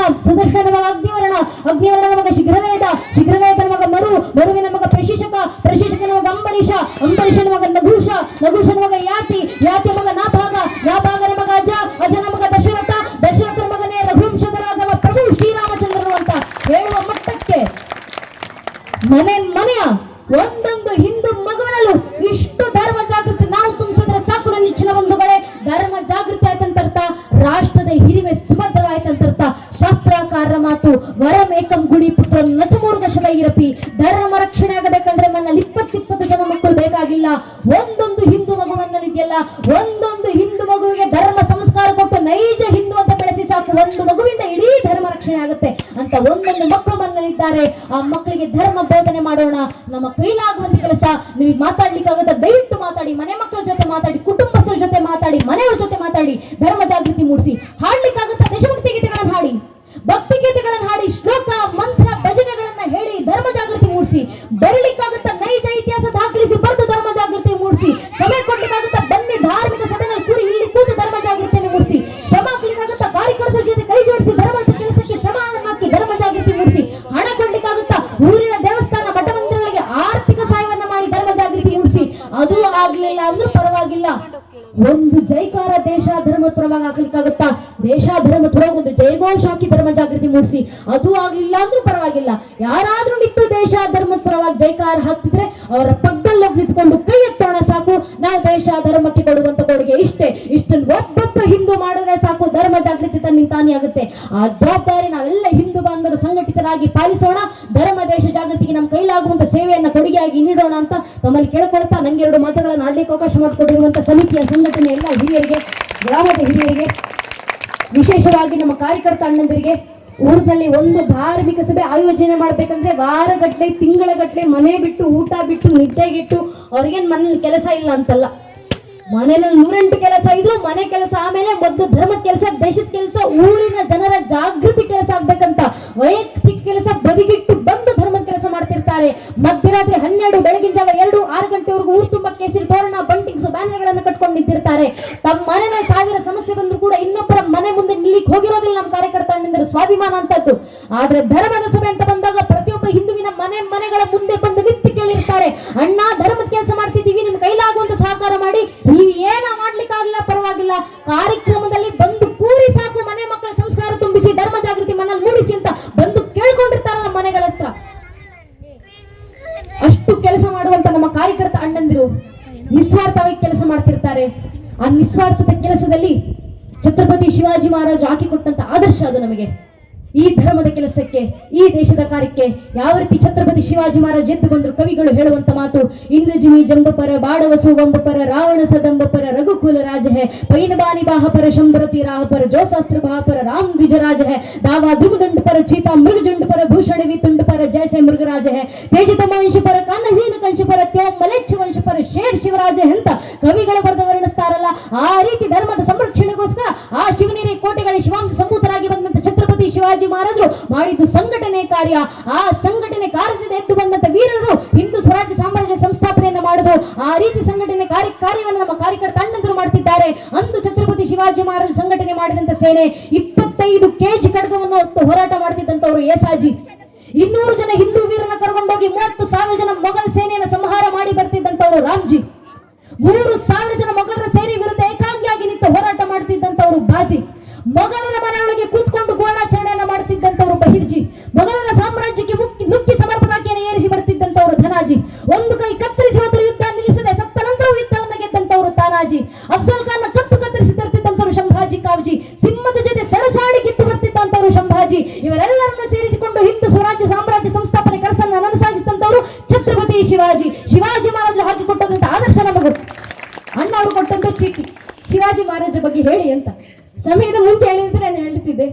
ಆದ್ರೆ ಶಿವಾಜಿ ಮಹಾರಾಜರು ಕೊಟ್ಟಂತ ಆದರ್ಶವನ್ನ ಇವತ್ತು ನಮ್ಮ ಕಾರ್ಯಕರ್ತ ಅಣ್ಣಂದಿರು ಸಾಕಾರಗೊಳಿಸುತ್ತಿದ್ದಾರೆ. ಅದೇ ಸಂಘಟನೆಯನ್ನು ದೇಶದಲ್ಲಿ ತರುತ್ತಿದ್ದಾರೆ. ನಮ್ಮೆಲ್ಲರನ್ನು ಸಂಘಟಿಸಿ ಮತ್ತೊಮ್ಮೆ ಧರ್ಮ ಜಾಗೃತಿಗೋಸ್ಕರ ಶ್ರಮಿಸುತ್ತಿರುವಂತಹ ನೆಚ್ಚಿನ ಕಾರ್ಯಕರ್ತ ಅಣ್ಣಂದಿರಿಗೆ ಶತ ನಮನಗಳನ್ನು ಸಲ್ಲಿಸ್ತಾ, ಗುರು ಮಹಾರಾಜರು ಶಾರದಾ ಮಾತನ್ನು ಆಡಿಸಿರುವಂತೆ ಹೇಳಿಸಿರುವಂತ 2 ಮಾತನ್ನು ಕೇಳಿಸಿಕೊಂಡಂತ ಪೂಜ್ಯನೀರೇ ಆಡಿಸಿದಂತ ಮಾತುಗಳನ್ನು ಪೂಜ್ಯನೀರದೇ ಪಾದಾರವಿಂದಗಳಿಗೆ ಸಮರ್ಪಿಸ್ತಾ, ಮಹಾಸನ್ನಿಧಾನಂಗಳವರಲ್ಲಿ ಬೆರೆದಿರುವಂತ ಎಲ್ಲ ದೇಶಭಕ್ತ ಬಾಂಧವರಲ್ಲಿ ತಾವು ಬರೋದಷ್ಟಲ್ಲದೆ ಮನೆ ಮಕ್ಕಳನ್ನು ಕರ್ಕೊಂಡು ಕುಟುಂಬ ಸಮೇತರಾಗಿ ವಿಶೇಷತಃ ರಾಮ ಸೇನೆಯನ್ನೇ ತಂದಿಟ್ಟಿರುವಂತ ನೆಚ್ಚಿನ ತಾಯಿಂದಲೇ ಶತಶತನಮನಗಳನ್ನು ಸಲ್ಲಿಸ್ತಾ, ಇಡೀ ಕಾರ್ಯಕ್ರಮದಲ್ಲಿ ನಮಗೆ ಸಹಕಾರ ನೀಡಿರುವಂತಹ ಆರಕ್ಷಕ ಬಂಧುಗಳಿಗೆ, ಪತ್ರಕರ್ತ ಬಾಂಧವರಿಗೆ ಹಾಗೂ ಎಲ್ಲ ಹಿರಿಯರ ಪಾದಗಳಿಗೆ ಮತ್ತೊಮ್ಮೆ ನಾನು ಹಣೆಯಚ್ಚಿ ನಮಸ್ಕರಿಸ್ತೇನೆ. ನನ್ನ ನೆಚ್ಚಿನ ಬಂಧುಗಳೇ, ಈಗ ಎಲ್ಲರೊಮ್ಮೆ ಜೈಕಾರ ಹಾಕ್ಬಿಡೋಣ. ದಯವಿಟ್ಟು ಹಿಂದೆ ಮುಂದೆ ಇರುವಂತಹ ಸಮಸ್ತ ಹಿಂದೂ ಬಾಂಧವರು ದಯವಿಟ್ಟು ನಿಮ್ಮ 2 ಕೈಗಳನ್ನು ಗಾಳಿಯಲ್ಲಿ ತುರ್ತಾ ಉಚ್ಚಕಟ್ಟಿನಿಂದ ಭಾರತ ಮಾತೆಯ ಜೊತೆ ಜಯಘೋಷ ಹಾಕಿ ಭಾರತ್ ಮಾತಾ ಕಿ ವಂದೇ ಜೈ ಶ್ರೀರಾಮ್, ನಮ ಪಾರ್ವತಿ ಪತಯ ಹರ ಹರ. ಜೈ ಹಿಂದ್, ವಂದೇ ಮಾತರಂ. ಹರಿ ಓಂ ತತ್ ಸತ್. ಶ್ರೀರಾಮಕೃಷ್ಣ ಅರ್ಪಣಮಸ್ತು.